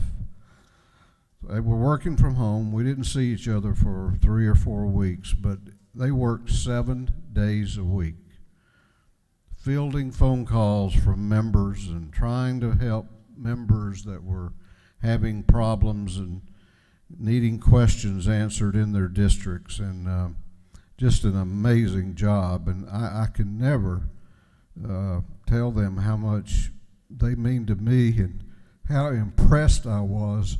It didn't matter what party that you were. They were going to help. Chief of Staff, Spiro Wamburn. Communications Director, Caleb McMicken. General Counsel, Keith Williams. And multiple titles, Director of Constituent Services, and all around, she does everything. Holly Pitcock.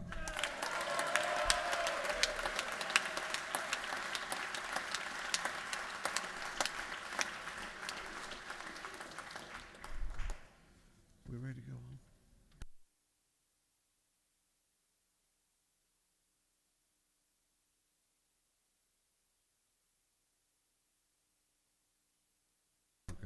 All right, so we'll have to have you be at ease just a moment. I'm in a bigger hurry to get out of here, I think, than our friends across the hall. But I understand that they're about to complete their last item of business.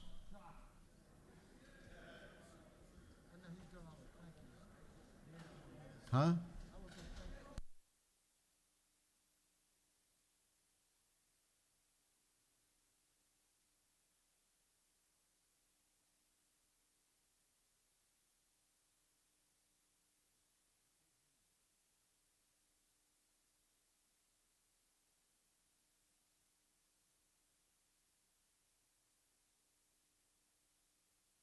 Representative Beasley Teague, do you wish to be recognized? Thank you, Mr. Speaker.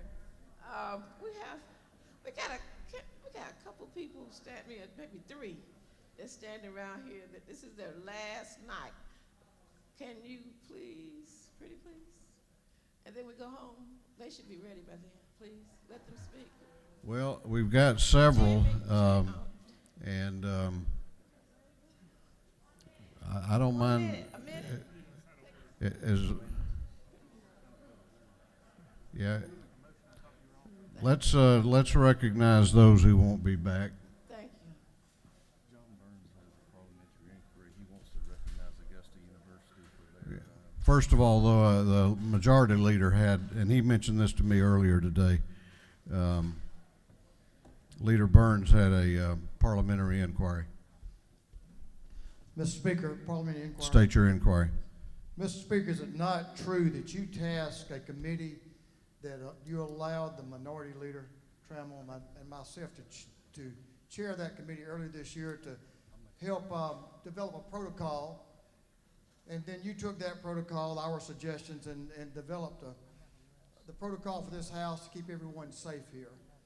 And we certainly appreciate your wisdom in that. But part of that protocol has been inside this building, manning the doctor of the day for the time we've been here, and also an FQHC from Middle Georgia that Chairman Hatchett provided for us. Has had a unit outside that has provided to our medical needs, and also provided COVID-19 testing and COVID-19 antibody testing and COVID-19 PCR testing.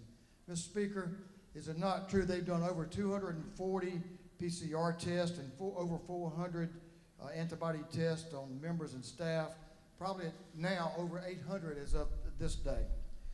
Mr. Speaker, I want to thank Augusta University, all the folks, the physicians there, Medical Association of Georgia, but especially, I won't call all their names, the minority leader and I are going to send out a list of the physicians that were here, but especially Dr. Brooks Keel and Dr. Russell Keene, who helped work all of this out. They've done yeoman's work, and I hope everyone here has taken advantage of that service to us. And just want to give a shout out to them and thank them for being here and taking care of our medical needs during this session. All of that is true. Let's give them a hand.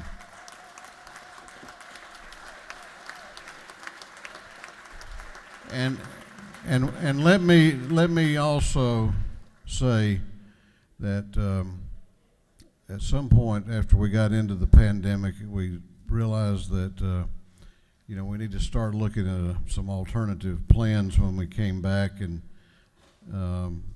I wanted both parties to be at the table, and I appointed a bipartisan committee that was co-chaired by the majority leader and by the minority leader, and I know they had some intensive meetings and over many weeks, and came up with some great recommendations that I think have made us all safer and made this session flow incredibly smooth, I think, under all the circumstances. So please give all of the members of that committee a good round of applause. Thank you.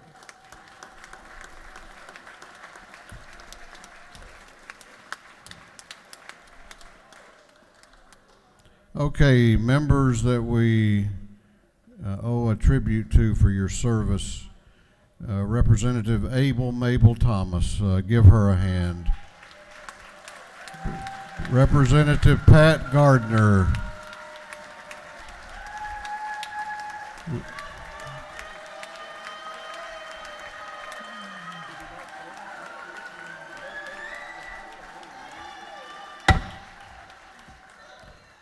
Representative Valencia Stovall. Representative Vernon Jones.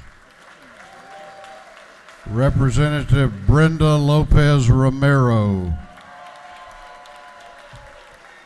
Chairman Andy Welch. Representative Pam Dickerson. Representative Ken Pullen. Chairman Jimmy Pruitt. Representative Craig Gordon. Representative Jeff Jones. Representative Colton Moore. Representative Matt Gertler. Chairman Kevin Tanner. Representative Terry Rogers. Representative Kevin Cook. Representative Michael Caldwell.